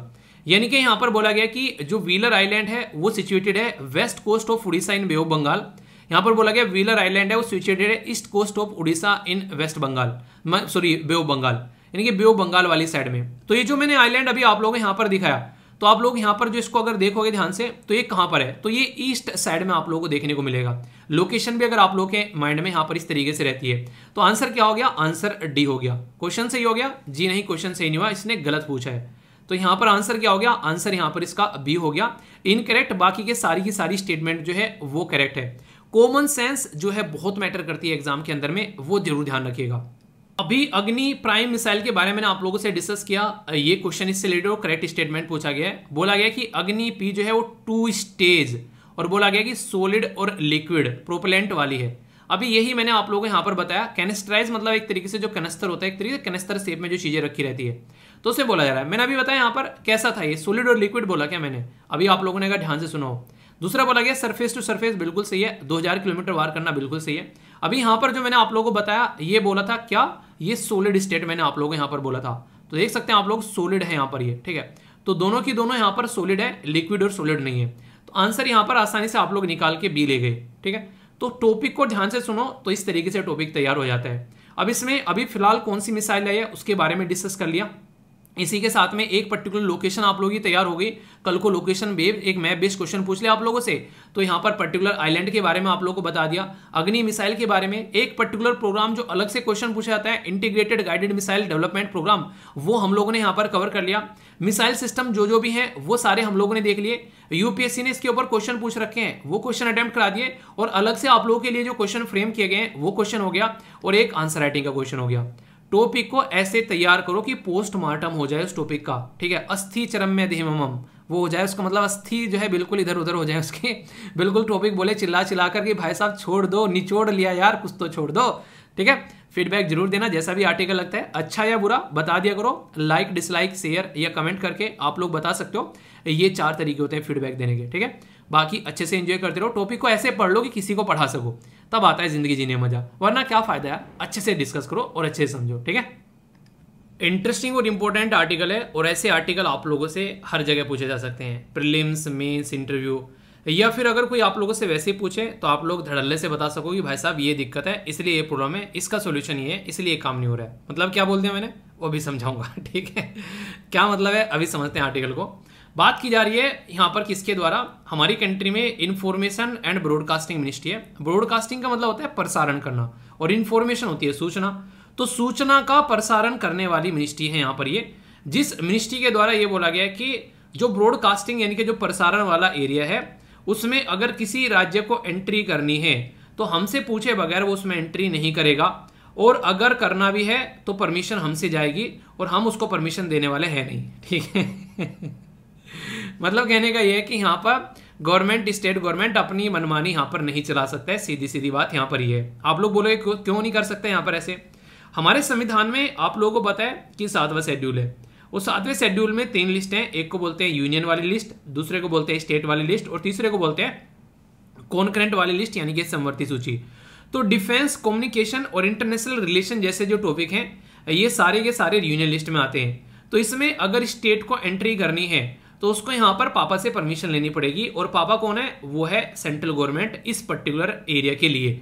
तो इसलिए यहाँ पर ये पर्टिकुलर मुद्दा है कि स्टेट गवर्नमेंट को यहाँ पर परमिशन नहीं होती है कि तुम लोग चाहे ये काम चाहो तो अपनी मनमर्जी से कर सकते हो, तो ऐसा नहीं करने दिया जाएगा। तो ये काफी इंपॉर्टेंट टॉपिक आप लोगों को हो जाता है जीएस पेपर 2 के अंदर में, जो कि गवर्नेंस वाला टॉपिक है। आप लोग बोलोगे कि ये इंपॉर्टेंट है क्या टॉपिक, इससे यूपीएससी ने क्वेश्चन पूछा है क्या, तो इसी के बारे में पहले मैं आप लोगों को बता देता हूँ। यूपीएससी के द्वारा एक क्वेश्चन पूछा गया, और वो क्वेश्चन जो था वो प्रसार भारती से रिलेटेड था। क्वेश्चन कुछ ऐसा था कि यहाँ पर प्रसार भारती के बारे में कि प्रसार भारती जो है वो स्टैट्यूटरी बॉडी है, यानी कि वो कानून के द्वारा बनाई गई बॉडी है, और मिनिस्ट्री ऑफ कम्युनिकेशन के अंडर में आती है, पहली स्टेटमेंट। दूसरा स्टेटमेंट ये था कि ये वर्किंग करती है यहाँ पर एक तरीके से दूरदर्शन के लिए, not for all India radio, यानी कि दूरदर्शन को कंट्रोल करती है पर ऑल इंडिया रेडियो को प्रसार भारती कंट्रोल नहीं करती है। तो ये कुछ ऐसा क्वेश्चन पूछा गया था। सारे आंसर आप लोगों को मिलेंगे, ध्यान से बने रहिएगा। बाकी मैं भी आप लोगों को कुछ क्वेश्चन डिस्कस करने वाला हूँ इस आर्टिकल में, और आंसर राइटिंग के लिए भी आप लोगों के सामने यहाँ पर एक क्वेश्चन डाला गया है। प्रसार भारती एक स्टैट्यूटरी एक बॉडी है यहाँ पर हमारे देश में, जो सेटअप की गई थी एक एक्ट ऑफ पार्लियामेंट के द्वारा। जो मैंने बातें बोली हैं उसका आंसर आप लोगों को इस पर्टिकुलर क्वेश्चन में मिल गया, जो कि आंसर राइटिंग का है। मतलब यहाँ पर बोला गया कि प्रसार भारती एक स्टैट्यूटरी ऑटोनोमस बॉडी है, ठीक है, जो कि एक एक्ट ऑफ पार्लियामेंट के द्वारा यहाँ पर बनाई गई हमारे देश में, ओके। और यहाँ पर दूरदर्शन टेलीविजन नेटवर्क और यहाँ पर आकाशवाणी ऑल इंडिया रेडियो, वो आप लोगों को इसके अंदर देखने को मिलेगी। तो इसमें रिफॉर्म की क्या आवश्यकता है, कि what is reform are needed in Prasar Bharati, ऐसा क्वेश्चन आप लोगों से पूछा जा सकता है आंसर राइटिंग के लिए भी। क्यों? क्योंकि न्यूज में आ गया, और सेंट्रल स्टेट के बीच में जब रिलेशन की बात आते हैं तो एक फेडरल इशू के तरीके से भी इसको देखा जा रहा है कि सेंट्रल गवर्नमेंट नहीं चाह रही है कि स्टेट गवर्नमेंट इसमें एंट्री करे। तो वो वाला एंगल भी आप लोगों से यहाँ पर डालकर पूछा जा सकता है, ठीक है। तो इंटरेस्टिंग और इंपॉर्टेंट टॉपिक बन गया कि नहीं बन गया? तो इसी इंटरेस्टिंग टॉपिक को काफी इंटरेस्टिंग वे में अब हम लोग डिस्कस करने वाले हैं। सबसे पहले तो यहाँ पर अगर बात की जाए तो आप लोग इसके बारे में याद रखिएगा, जो प्रसार भारती है, प्रसार भारती एक ऑटोनोमस बॉडी है हमारी कंट्री में, और public service broadcaster of India भी इसको बोला जाता है। इसके 2 हाथ हैं, जैसे हमारे 2 हाथ हैं, इसके भी 2 हाथ हैं। एक तो डीडी, डीडी मतलब जो डीडी दूरदर्शन वाला, जिसमें पहले चक्र घुमा करता था, आप लोगों ने देखा होगा पुराने टाइम पे वही डीडी है। दूसरा है ऑल इंडिया रेडियो। तो ये 2 पर्टिकुलर जो इसके आप लोग दोनों हाथ बोल सकते हैं। इसके अंदर में एक चेयरमैन होते हैं, 6 पार्ट टाइम मेंबर होते हैं जो कि यूनियन गवर्नमेंट के द्वारा सेलेक्ट किए जाते हैं। इसी के साथ में director general of all India radio, director general of Doordarshan, और इसी के साथ में director general of all India radio से जो कनेक्टेड होते हैं, सर्विस जो कंट्रोल की जाती है उसके द्वारा अलग अलग एरिया में वो होते हैं, और रिप्रेजेंटेटिव रहते हैं आईबी मिनिस्ट्री के, यानी कि वो सारे लोग यहाँ पर इसके अंदर बैठे रहते हैं प्रसार भारती के अंदर में। ये प्रसार भारती स्टैट्यूटरी बॉडी है, यानी कि एक तरीके से कानूनन बॉडी बोल सकते हैं आप लोग यहाँ पर, वैधानिक बॉडी, यानी कि एक तरीके से कानून पास कर बनाई गई 1997 में। तो स्टैट्यूटरी बॉडी होगी, प्रसार भारती एक्ट के द्वारा बनाएगी। ये पब्लिक ब्रॉडकास्टर अगर पूछे कौन है तो ये है, और ये दोनों इसके अंदर में आते हैं। तो यहां से ऑलरेडी यूपीएससी के प्रीलिम्स का एक क्वेश्चन आप लोग क्लियर कर चुके हो, जो कि एग्जाम में पूछा गया था। तो थ्योरी पार्ट जो कि बैकग्राउंड पार्ट होता है, जो कि स्टैटिक पार्ट होता है, वहां से ऐसे क्वेश्चन बनता है जैसे मैंने अभी आप लोगों को ये कहानी सुनाई है। कहने के लिए कहानी है, पर रियलिटी में यहाँ पर ये मेरी जो मुंह जबानी आप लोगों का एक क्वेश्चन सोल्व करा चुकी है। अब ये क्या करती है प्रसार भारती, ये एडवाइजरी है एक तरीके से इंफॉर्मेशन एंड ब्रॉडकास्टिंग मिनिस्ट्री के लिए। जो क्वेश्चन पूछा गया था यूपीएससी में, वहां पर कम्युनिकेशन मिनिस्ट्री बोला था, तो इसलिए फर्स्ट स्टेटमेंट वहां पर आप लोगों की बिल्कुल गलत देखने को मिल रही थी, और सेकंड स्टेटमेंट भी गलत थी क्योंकि दूसरे बोला था ओनली यहाँ पर डीडी जो न्यूज है उसको कंट्रोल करती है, जबकि ऑल इंडिया रेडियो दोनों को, डीडी को भी दोनों को कंट्रोल करती है। ठीक है, अभी यहाँ पर कोई भी मिनिस्ट्री या फिर डिपार्टमेंट या फिर स्टेट या फिर यूनियन टेरिटरी कोई भी यहाँ पर अपने आप से प्रसारण मंत्रालय के इंफॉर्मेशन उसके परमिशन के अलावा फ्यूचर में भी यहाँ पर कोई ऐसा काम नहीं कर सकते हैं जो ऑलरेडी यहाँ पर ये कर रहा है, जिसका नाम है यहाँ पर बेसिक प्रसार भारती। यानी कि आप लोगों को यहाँ पर ये क्यों देखने को मिल रहा है, देख कई सारे राज्य जो हैं वो उन्होंने यहाँ पर अभी एक कुछ ऐसा कुछ काम किया है कि हाँ हम लोग भी चाहते हैं कि हमारा भी यहाँ पर कुछ ऐसा प्रसारण का सिस्टम रहे। कुछ राज्य ऐसे हैं जैसे तमिलनाडु या फिर आंध्र प्रदेश, वो इंटरमीडिएटरी लेवल पर यहाँ पर कुछ मीडियम लेवल पर अपनी चीजें चलाते हैं। तो यहाँ पर प्रॉपर वे में telecom regulatory authority of India के द्वारा भी ये बात बोल दी गई है कि आईबी मिनिस्ट्री की एडवाइजरी परमिशन के बिना आप लोग यहाँ पर काम नहीं कर सकते हैं। इवन सरकारी कमीशन जो कि बोलता है सेंटर और स्टेट के बीच में रिलेशन रखने, वो ये चाहता है कि यहाँ पर कोई पॉलिटिकल पार्टी जो है किसी भी न्यूज एजेंसी को कंट्रोल न करे। अगर सोचो न्यूज एजेंसी को पॉलिटिकल पार्टी कंट्रोल करने लगी तो अपोजिशन की बुरी बुरी हरकतें और गवर्नमेंट की अच्छी अच्छी हरकतें वहां पर दिखाई जाएंगी, जो कि यहां पर सही नहीं होगा। जनता को सारी बातें पता होनी चाहिए, पॉजिटिव भी और नेगेटिव भी। अगर जनता तक सारी बातें एक सिस्टमेटिक वे में नहीं पहुंच रही है तो फिर उसका कोई फायदा आप लोगों को देखने को नहीं मिलेगा। तो यानी कि अगर पर्टिकुलर पॉलिटिकल पार्टी के बारे में नहीं पता है चीजें तो फिर क्या फायदा। तो प्रसार भारती जो है वो सरकार या कमीशन की स्पिरिट को भी मेंटेन रखता है कि सेंटर और स्टेट जो है वो अपने लेवल पर काम कर सकते हैं। एक इंटरेस्टिंग पॉइंट मैं आप लोगों को यहां पर बताऊंगा, जब इसमें रिफॉर्म के बारे में बात करेंगे तो याद रखिएगा एक पर्टिकुलर कमेटी बनाई गई थी जिसका नाम था सैम पिट्रोडा। ठीक है, तो सैम पिट्रोडा कमेटी बनाई गई थी यहाँ पर, कब ये बनाई गई थी 2014 में। तो सैम पिट्रोडा कमेटी के द्वारा बोला गया कि प्रसार भारती जो है उसके लिए कुछ रिकमेंडेशन दी जानी चाहिए ताकि उसके अंदर रिफॉर्म लाई जा सके। तो जो रिफॉर्म वाला क्वेश्चन मैंने आप लोगों से पूछा यहाँ पर, ये पूरा का पूरा आंसर आप लोग यहाँ से निकाल पाएंगे। मतलब क्या क्या है, एक एक पॉइंट मैं आप लोगों को यहाँ पर बता देता हूँ। सबसे पहले तो प्रसार भारती जो होना चाहिए वो इंडिपेंडेंट होना चाहिए, ऑटोनोमस होना चाहिए, उसके ऊपर कोई कंट्रोल ना हो। पॉइंट नंबर 2, उसके अंदर में प्रोफेशनल होने चाहिए। ऐसा नहीं कि गवर्नमेंट जो है वो अपने चुने हुए नुमाइंदे बैठा दे, तो इसका मतलब पहले वाली स्टेटमेंट भी फिर गलत हो जाएगी। ठीक है, ऐसे आप लोग बोल सकते हैं। प्रसार भारती जो है उसके अंदर जो रिक्रूटमेंट किया जाए वो अपने आप करे, ना कि वहां पर कोई भी ऐसा जो कि आईएएस बैठा दे डिप्यूटेशन पर लेकर, वो यहाँ पर नहीं होना चाहिए। इस तरीके से आप लोग समझ सकते हैं, यानी कि एक तरीके से अपने हिसाब से वो काम करे। टेक्नोलॉजी जो भी है पुरानी चल रही है वो टेक्नोलॉजी यहाँ पर खत्म करके कोई लेटेस्ट टेक्नोलॉजी यहाँ पर आनी चाहिए, एक तरीके से वो भी काम होना चाहिए।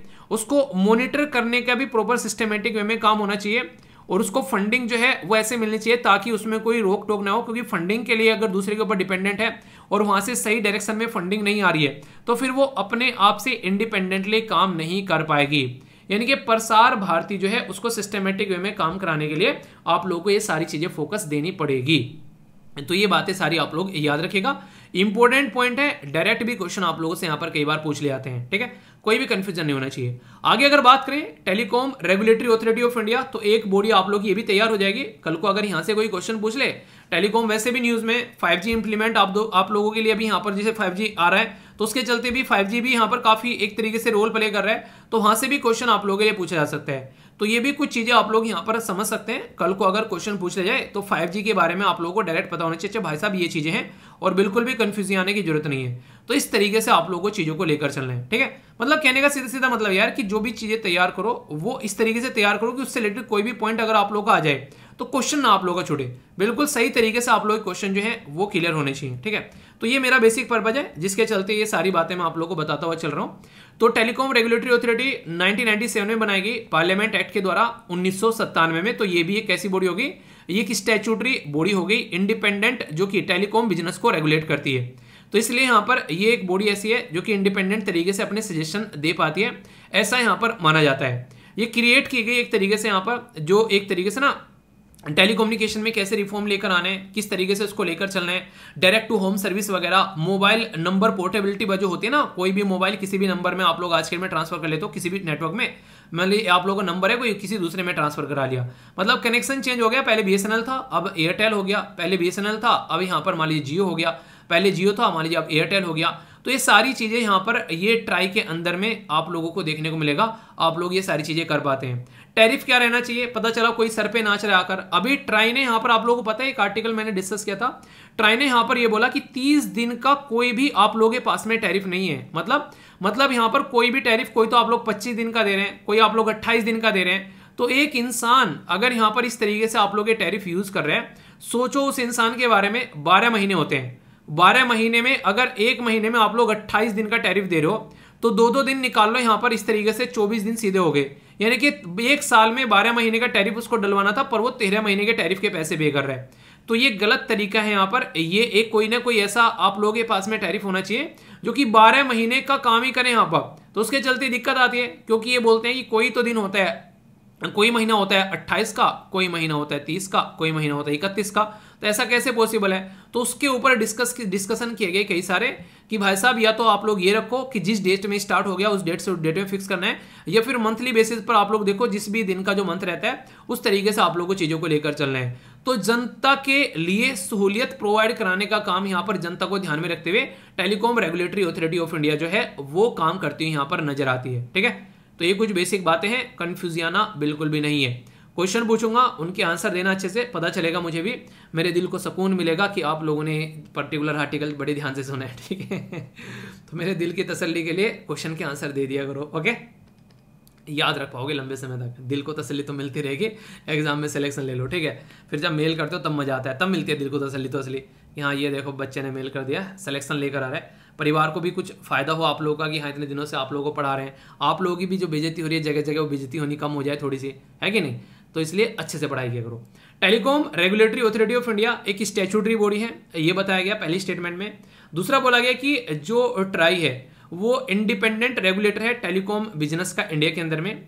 तीसरा ये बताया गया कि ये यहाँ पर बेसिकली रेगुलेट करती है telecom services including fixation revision of tariff for the telecom services, जो अर्लियर यहाँ पर central government as well as state government के अंडर में हुआ करती थी। कौन सी स्टेटमेंट करेक्ट है, ए में बोला गया 1 2 3 1 2, बी में बोला गया 2 3, सी में बोला गया 1 3 और डी में बोला गया all of the above. Video को पॉज कर तसल्ली में आप लोग काम कर लो, उसके बाद में देखेंगे फिर। ठीक है, जो भी टॉपिक मैंने अभी आप लोगों को पढ़ाया उसमें आप लोगों को एक तो बात समझ में आ गई यहाँ पर, ये अगर ध्यान से आप लोगों ने टॉपिक सुना है, मैंने यहाँ पर स्टेट गवर्नमेंट आप लोगों को नहीं बोला कि स्टेट गवर्नमेंट के हाथ में भी यहाँ पर पावर होती है या फिर स्टेट गवर्नमेंट की चीजों को लेकर बैठी हुई है। ठीक है, टेलीकॉम रेगुलेटरी अथॉरिटी यहाँ पर स्टेट गवर्नमेंट जब आ गई तो इसका मतलब यहाँ पर यह कि गलत हो गया, ये सेंट्रल गवर्नमेंट के बारे में बात कर रही है। तो आंसर क्या हो गया, आंसर यहाँ पर ए हो गया। तो इस तरीके से टॉपिक को समझो कि कंफ्यूजियाना बिल्कुल भी ना रहे। ठीक है, प्रसार भारती के बारे में क्या बात की जा रही है, अब इसको देख लेते हैं। एक क्वेश्चन प्रसार भारती का भी लग जाएगा तो फिर एग्जाम में आप लोग उसको गलत नहीं करोगे। बोला गया कि ये एक एग्जीक्यूटिव बॉडी है। ठीक है, एग्जीक्यूटिव मतलब ना तो इसके लिए कोई कानून बनाया गया है और ना ही यहाँ पर इसके लिए कोई प्रॉपर संविधान में कोई संशोधन करके कुछ रखा गया। ये गवर्नमेंट ने अपनी मनमर्जी से बनाकर रख दी, इसके लिए कोई पास कानून नहीं किया गया पार्लियामेंट के अंदर में। ये स्टैब्लिश की गई प्रसार भारती एक्ट के द्वारा। अब इंटरेस्टिंग चीज बता देता हूँ मैं आप लोग यहाँ पर, अगर आप लोगों को कॉमन सेंस अगर यूज करना आ जाता है तो दोनों स्टेटमेंट एक दूसरे के कंट्रोवर्शियल हो गई, यानी कि बोल दिया एक्ट से बन गई है तो एग्जीक्यूटिव तो नहीं रही, स्टैट्यूटरी बन गई है। अगर इसका एक्ट नहीं है तो ये स्टेटमेंट सही है, और अगर एक्ट है तो ये स्टेटमेंट गलत है। तो कोई सी ना कोई सी एक स्टेटमेंट यहां से गलत हो चुकी है ऑलरेडी, अगर आप लोग ध्यान से देखोगे। ठीक है, तो दूसरा बोला गया कि ऑब्जेक्टिव है पब्लिक सर्विस ब्रॉडकास्टिंग, ये एक तरीके से इन टर्म्स ऑफ प्रसार भारती और ऑल इंडिया रेडियो। ठीक है, तो यानी कि ऑब्जेक्टिव क्या है कि पब्लिक सर्विस ब्रॉडकास्टिंग आर एक तरीके से जो यहाँ पर अचीव किया जाता है यहाँ पर इन terms of Prasar Bharati through All India Radio और दूरदर्शन। तो ये स्टेटमेंट यहाँ पर आप लोगों के सामने है, अगर ध्यान से देखोगे। ये सारी बातें मैंने आप लोगों को पढ़ाई है रिसेंटली अभी। अब बताओ आप लोग आंसर क्या है, ओनली 1, ओनली 2, ओनली 3 या फिर नन ऑफ द अबव। ध्यान रखना इनकरेक्ट पूछा गया है। तो इनकरेक्ट कौन सा है यहाँ पर, अगर आप लोग ध्यान से देखोगे तो सीधा सीधा नजर आएगा पहली स्टेटमेंट, क्योंकि स्टैट्यूटरी बॉडी है, एग्जीक्यूटिव बॉडी नहीं है। तो डिटेल में सारी एक्सप्लेनेशन आप लोगों के सामने है, कोई भी कंफ्यूजन, सॉरी ये तो पहले वाले का आंसर हो गया। ठीक है, पहले वाले का बता दिया था ना। ठीक है, सेकंड वाले का आंसर क्या हो गया, सेकंड वाले का आंसर ए आंसर हो गया। ओके, क्योंकि यहाँ पर ये स्टैट्यूटरी बॉडी है। तो इस तरीके से टॉपिक को तैयार करने का फायदा है कि क्वेश्चन का भी आंसर आप लोग दे रहे हैं यहाँ पर, इसी के साथ में ऑब्जेक्टिव भी तैयार हो गया आप लोग के, इसी के साथ में एक बॉडी भी telecom regulatory authority of India Prasar Bharati के बारे में डिटेल में बता दी यहाँ पर आप लोग को। इससे रिलेटेड आंसर राइटिंग भी अब आप लोग यहाँ पर कर सकते हो, है कि नहीं। तो इस तरीके से पढ़ो कि यहाँ पर मजा आ जाए, यानी कि कोई पूछे तो धड़ल्ले से उसको बता सको कि हाँ ये पढ़ रहे हैं। SLV के फैमिली मेंबर है भाई साहब हम, इसीलिए बता देते हैं, ठीक है। तो करंट अफेयर में मैं हूं ना, टेंशन नहीं लेने का। Current affair static portion cover करके अच्छे से जाना, एग्जाम फोड़ गया होगे, ओके। काफी इंपोर्टेंट आर्टिकल है, यहाँ पर बात करेंगे पोल्यूशन के बारे में और पोल्यूशन का इंपैक्ट क्या पड़ सकता है। ये डाउन टू अर्थ मैगजीन के द्वारा काफी डिटेल में कवर किया गया, आप लोग समझेंगे तो काफी सारी चीजें आप लोग को जानने को मिलेगी। ये जो आर्टिकल है यूपीएससी प्रीलिम्स, ये बेसिकली इसी के साथ में GS पेपर 3 इन्वायरमेंट और जो पोल्यूशन के अंदर आप लोगों का टॉपिक बनता है, वहां पर आप लोग इसको कनेक्ट कर पाओगे, डिटेल में समझेंगे आखिर न्यूज में क्या है और क्या क्या इंपैक्ट यहां पर पड़ता है, वो सारी बातें भी आप लोग यहां पर समझ पाओगे। पोल्यूशन, जिसको हिंदी में आप लोग प्रदूषण बोलते हैं, काफी खतरनाक चीज है, काफी सारे लोगों की डेथ होकर जाती है इसके थ्रू। और अगर इंडिया, अपने देश भारत के अंदर मैं बात करूं 2019 में 1.6 मिलियन लोगों की डेथ हो चुकी है पोल्यूशन की वजह से 2019 में। 1.6 मिलियन का मतलब क्या होता है, इसका मतलब यह कि 16 लाख लोगों की जान चली गई है 2019 में पोल्यूशन की वजह से। आप लोग बोला है झूठी बात है, ऐसे थोड़ा ना होता है, ऐसे होता है। पोल्यूशन की जब मैं आप लोगों से बात करता हूं तो आप लोगों को पता नहीं है, बहुत सारे बच्चे, बहुत सारे बुजुर्ग, बहुत सारे ऐसे लोग जो हॉस्पिटलाइज हैं, उनको बहुत सारे इश्यूज देखने को मिलते हैं और पोल्यूशन वन ऑफ द एक मेजर रीजन होता है उनकी डेथ का, अगर आप लोग इसको ढंग से माइन्यूट लेवल पर अंडरस्टैंड करेंगे तो। अगर इंडिया के अंदर आप लोग बात करें, ओवरऑल जो पोल्यूशन रिलेटेड डेथ होती है वो है 2.4 मिलियन, यानी कि 24 लाख लोगों की जान जाती है। यानी कि अभी आप लोग बोल रहे थे कि यहाँ पर 1.6 यानी कि 16 लाख जाती है, अब 24 बोल दिया। क्या हमारा ही दिन में ही बना रहे हो क्या? बना नहीं रहा हूं, सुधार रहा हूं। मतलब यहां पर मैंने ओनली एयर पोल्यूशन के बारे में बात की है और यहां पर वाटर, लेड, इसी के साथ में दूसरे जो और पोल्यूशन देखने को मिलते हैं उसकी वजह से जो दिक्कतें निकल कर आती हैं उसके बारे में बात कर रहा हूं। तो इसी के चलते एक स्टडी की गई है, पोल्यूशन एंड हेल्थ। ये एक स्टडी है, pollution and health, A progress update, और ये किसके द्वारा? द लैंसेट जो प्लानिटरी हेल्थ, इसके द्वारा यहां पर ये पब्लिश की गई है, जो काफी इंपोर्टेंट है और इसके बारे में आप लोगों को पता भी होना चाहिए। और कुछ लिखने के लिए आ जाए पोल्यूशन के बारे में, आप लोगों को कई बार निबंध आ जाते हैं एक तरीके से इन्वायरमेंट के बारे में लिखने के लिए, तो वहां पर ये इंपॉर्टेंट पॉइंट जो है आप लोग मेंशन कर सकते हैं। तो एक एक पॉइंट जो है काफी डिटेल में कवर करूंगा, अच्छे से सुनिएगा। अगर रिपोर्ट के बारे में मैं आप लोगों से कुछ फाइंडिंग्स के बारे में यहां पर बात करूं तो अगर आप लोग समझेंगे, ग्लोबली एयर पोल्यूशन अकेला जो है वो 66.7 लाख लोगों की डेथ करके चला गया। आप लोग बोलोगे यार हमारे देश में ही ज्यादा होगी, यहां पर अभी आपने बताया लगभग 16 लाख लोगों की जान हमारे देश में चली गई और पूरी दुनिया में 66 लाख लोग ही मरे इससे। रीजन क्या है? अगर पोल्यूशन की रिपोर्ट के हिसाब से आप लोग उठाकर देखोगे दुनिया में सबसे ज्यादा मोस्ट पोल्यूटेड एरिया कहां पर आते हैं, आप लोगों को मैक्सिमम जो है अपने देश की सिटीज वहां पर नजर आएंगी। तो इसीलिए वो पोल्यूशन जो है वो हमारी नसों में दौड़ रहा है, उसकी वजह से यहां पर ये बातें निकल कर आती है। अगर overall pollution related responsible estimation death के बारे में बात करें 2019 में ओवरऑल की बात की जा रही है, तो यहां पर बात की जा रही है कि हर छठे में से एक जो इंसान है वर्ल्ड वाइड, उसकी डेथ आप लोगों को यहां पर देखने को मिल रही है। 2019 का डेटा है ये आप लोगों के सामने, इसको आप लोग समझ सकते हैं, ठीक है। अगर बात करें यहां पर ये काफी इंपॉर्टेंट है, 80 करोड़ जो चिल्ड्रन है वो एस्टिमेट एक तरीके से उनके अंदर जब चेक किया गया तो ब्लड में उनके लेड यानी कि सीसे की मात्रा जो है काफी ज्यादा देखने को मिली। जो हम लोग खाते पीते हैं ना, उससे आप लोगों को ये सारी चीजें सामने निकल कर आती है, ठीक है। तो ये चीजें हमारे समझने के लायक है काफी ज्यादा तरीके से। ये जो क्वांटिटी एक्सीड हो चुके हैं 5 माइक्रोग्राम पर डेसीलीटर, तो ये आप लोगों को यहां पर इसकी मात्रा देखने को मिलेगी। एयर पोल्यूशन जो है उसकी वजह से, केमिकल जो पोल्यूशन है उसकी वजह से, एजिंग जो है उसकी वजह से, और इसी के साथ में जो भी आज के डेट में पोल्यूशन को एक्सपोज हम लोग हो रहे हैं, पोल्यूशन के सामने हर टाइम हम लोग रहते हैं, उसकी वजह से फॉसिल फ्यूल जो एयर पोल्यूशन में होता है उसकी वजह से आज की डेट में 8 बिलियन पर डे का नुकसान हो रहा है। ये आप लोग यहां पर समझ सकते हैं। कॉस्ट बताई जा रही है पोल्यूशन की जो दुनिया को नुकसान हो रहा है, अपने देश में नहीं, ऑल ओवर वर्ल्ड में, पूरे ग्लोबल की बात कर रहा हूं। 8 बिलियन एक ह्यूज मनी आप लोगों को देखने को मिलती है। अगर किसी कंट्री को श्रीलंका को दे दे तो श्रीलंका जो है अपने पैरों पर खड़ा हो जाएगा। एक दिन में पूरी दुनिया को इतना नुकसान हो रहा है पोल्यूशन की वजह से, और ये मैक्सिमम पोल्यूशन आप लोगों को देखने को मिलेगा, उसमें हमारा योगदान काफी ज्यादा आप लोगों को नजर आएगा, यानी कि इंसानों के द्वारा की गई हरकतें मैक्सिमम आप लोगों को देखने को मिलेगी। कुछ बातें मैंने बता दी है, कुछ और बातें जान लो अपने ही देश के बारे में। एयर पोल्यूशन के मैंने बताया 16 लाख के करीब लोगों की डेथ हुई 2019 में, 17.8 है ओवरऑल डेथ जो भी देश के अंदर हुई है। हम लोग बोलते हैं ना अभी कोविड-19 की वजह से कितने सारे लोगों की जान चली गई, भाई साहब ये आप लोग गिनते भी नहीं हो, ये जो लोगों की डेथ हो रही है इनके बारे में कोई बात ही नहीं करता है। तो एयर पोल्यूशन रिलेटेड डेथ यहां पर इसके द्वारा बताई गई है। 9.8 लाख जो है वो पार्टिकुलेट मैटर 2.5 आप लोगों को देखने को मिलेगा, और 6.1 लाख जो है वो house hold air pollution. House hold में, घरों में आप लोगों ने देखा होगा चूल्हे के ऊपर जो बेसिकली सब्जी खाना बनाया जाता है, उसके बारे में आप लोगों ने देखा है नॉर्मली जो ये सारी चीजें यूज की जाती हैं, ये जाने अनजाने में हमारी हेल्थ को बहुत ज्यादा बर्बाद कर रहे होते हैं। तो दो तरीके के पोल्यूशन होते हैं, इंडोर पोल्यूशन और आउटडोर पोल्यूशन।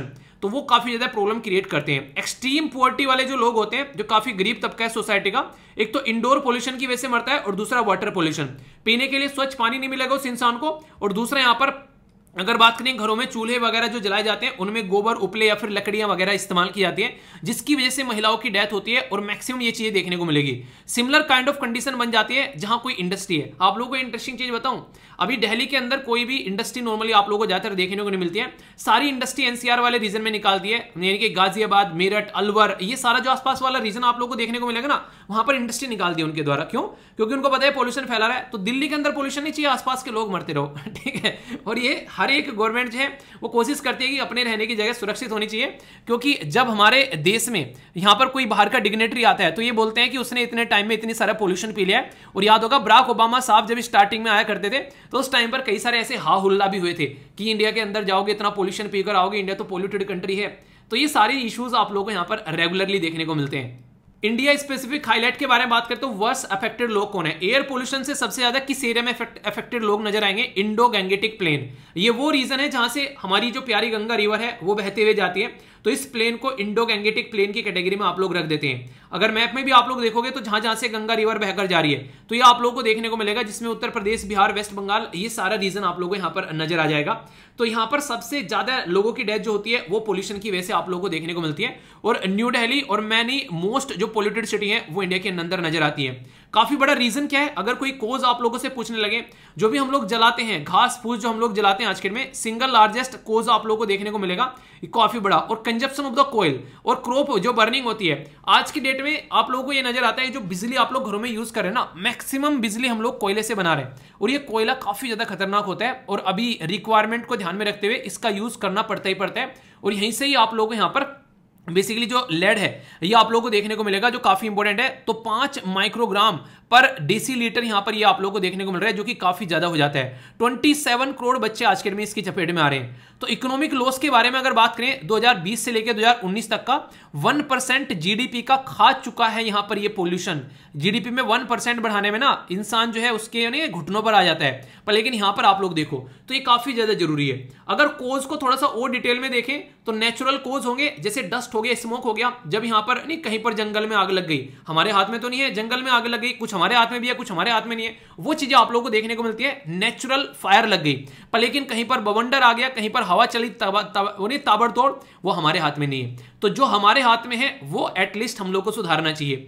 तो मैन मेड जो कोज है, जैसे फॉसिल फ्यूल, रोड पर साइकिल चलाएं गाड़ी की जगह, जहां पर मोटरसाइकिल लेकर जानी है, कम से कम एटलीस्ट 5 किलोमीटर तक हम लोग एटलीस्ट साइकिल डेली चला सकते हैं आसानी से। तो साइकिल का इस्तेमाल कर सकते हैं आसानी से हम लोग। यहां पर रोड कंस्ट्रक्शन कर रहे हैं, बहुत सारे व्हीकल गए, बिल्डिंग के कंस्ट्रक्शन हो रहे हैं, कई जगह तो ऐसे बनाकर तोड़ रहे हैं क्योंकि इलीगल कंस्ट्रक्शन हो गया, वो चीजें आप लोगों को देखने को मिलती है। इसी के साथ में फैक्ट्री दुनिया भर की देखने को मिलेगी, जिसमें से पानी भी बुरा निकलता है, धुआं भी निकलता है, और इसके साथ में आसपास वाले एरिया को बर्बाद करता है केमिकल निकलकर। तो पानी बेकार हो गया, धुआं बेकार हो गया, यानी कि एयर पोल्यूशन हो गया, वाटर पोल्यूशन हो गया, और केमिकल तो अब जोड़ लो, ये तो पूरी देह का पोल्यूशन हो गया। ऐसे आप लोग समझ सकते हैं। अब यहां से बाहर तो आप लोग ये सारी चीजें खाते पीते हो ही हो, जब घर में आप लोग जाते हो अपने, तो वहां पर रही सही कसर पूरी हो जाती है। अगर घर में आज भी उपले, गोबर की और ये सारी चीजें यूज की जा रही हैं तो वो एक अलग लेवल देखने को मिलेगा। और एक और नेक्स्ट लेवल है जो रही सही कसर और पूरी कर देता है, बुरा मत मानिएगा, पर लेकिन रियलिटी है, वो है स्मोकिंग करना। यानी कि ऑलरेडी इतना स्मोक बाहर कर लेता है इंसान, उसके बाद में जब बीड़ी सिगरेट पीता है तो वो एक नेक्स्ट लेवल पर चीजों को ले जाकर रख देता है, वो और ज्यादा इंसान को बीमार बना देता है। तो यहां से एक नेक्स्ट लेवल की चीज आप लोगों को नजर आएगी, पोल्यूशन की वजह से चीजें और बर्बाद होती हुई नजर आएंगी। अब आप लोगों को यहां पर एक डेटा दिखा रहा हूं जिसको सोचकर आप लोग हैरान हो जाओगे। आप लोगों को सुना होगा बहुत सारे यार लोगों ने एक दूसरे गोली मारकर हत्या कर दी, बहुत कम है, बहुत कम देखने को मिलेंगे। रोड में एक्सीडेंट हो गए 1.5 लाख के करीब है, पर लेकिन इसके हिसाब से बहुत कम है। एड्स से मलेरिया से मरने वाले लोगों की संख्या देखी जाएगी, ड्रग्स एल्कोहल का दारू का इस्तेमाल करने वाले लोगों की संख्या देखी जाएगी, मेल न्यूट्रिशन का शिकार या फिर कोई और रीजन में महिला और बच्चों की डेथ देखी जाएगी। इसको सबको अगर एक साइड रख दो और एक साइड में आप लोगों को यहां पर ये नजर आएगा, ठीक है, स्मोकिंग एंड एक तरीके से सेकंड हैंड स्मोकिंग। मान लीजिए मैं सिगरेट पीना स्टार्ट कर देता हूं, ठीक है, मेरे साथ में रहने वाले जो भी लोग हैं वो सेकंड हैंड स्मोकिंग करेंगे, यानी कि इनडायरेक्ट वे में बोला जाए तो वो पैसिव स्मोकिंग आप लोगों को देखने को मिलेगी। और रही सही बाकी टोटल पोल्यूशन की वजह से, तो यहां पर हम लोग इनके ऊपर महामाही वो नहीं त्राहिमाम चिल्लाते रहते हैं, पर लेकिन जो रियलिटी में जो मेन कोज है जिसकी वजह से लाखों लोग जो है बर्बाद हो रहे हैं उसके बारे में कोई बात नहीं करेगा। तो ये है रीजन जिसके ऊपर हम लोग को फोकस देना चलना है, और इस रीजन को जब तक हम लोग आइडेंटिफाई नहीं करेंगे तब तक ऐसे ही इशू आप लोगों को देखने को मिलेंगे। इसमें आप लोगों की क्या राय है, आप लोग अपनी राय बेसिकली बता सकते हैं। इसीलिए आज की डेट में हम लोग क्या करना चाहिए, ज्यादा से ज्यादा ट्री को हम लोग को प्लांट करना चाहिए, इलेक्ट्रिक व्हीकल को यूज करना चाहिए, बाइसिकल सबसे बेस्ट आप लोगों को नेचर फ्रेंडली देखने को मिलेगा, हेल्थ के साथ साथ में वेल्थ यानी कि पैसा भी बचेगा और हेल्थ भी आप लोगों की सही रहेगी, ठीक है।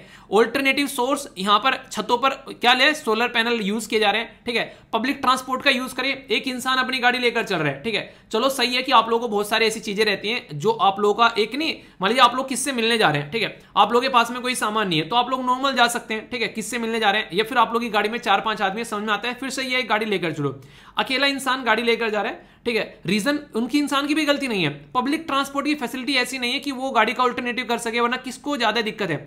सोचो अगर ऑल्टरनेटिव इतना अच्छा हो जाए कि इंसान को अपनी चीजें निकालने से ज्यादा लगेगा यार वो सही है, फालतू में क्या इसको निकाल के चलो, खुद चलाना पड़ेगा, बैठ के जाऊंगा ना मजे में, वो वाली चीजें, तो इस तरीके से समझ सकते हैं। तो आउटडोर जो भी पोल्यूशन है यहां पर अगर ये सारी चीजें आप लोग देखोगे, transport, dust, waste management, house की एनर्जी, एग्रीकल्चर, पेस्ट, ये सारी चीजें देखोगे, और दूसरी साइड में यहां पर रिड्यूस करने के लिए ये चीजें देखोगे, तो इनमें बैलेंस बनाना बहुत जरूरी है अगर रियलिटी में हेल्थ सुधारना चाहते हैं, वरना हेल्थ नहीं सुधरेगी, हेल्थ जो है वो और ज्यादा बर्बाद होती नजर आएगी, और इससे दिल की बीमारी, लंग की बीमारी, अस्थमा, ये सारी चीजें आप लोगों को देखने को मिलेगी।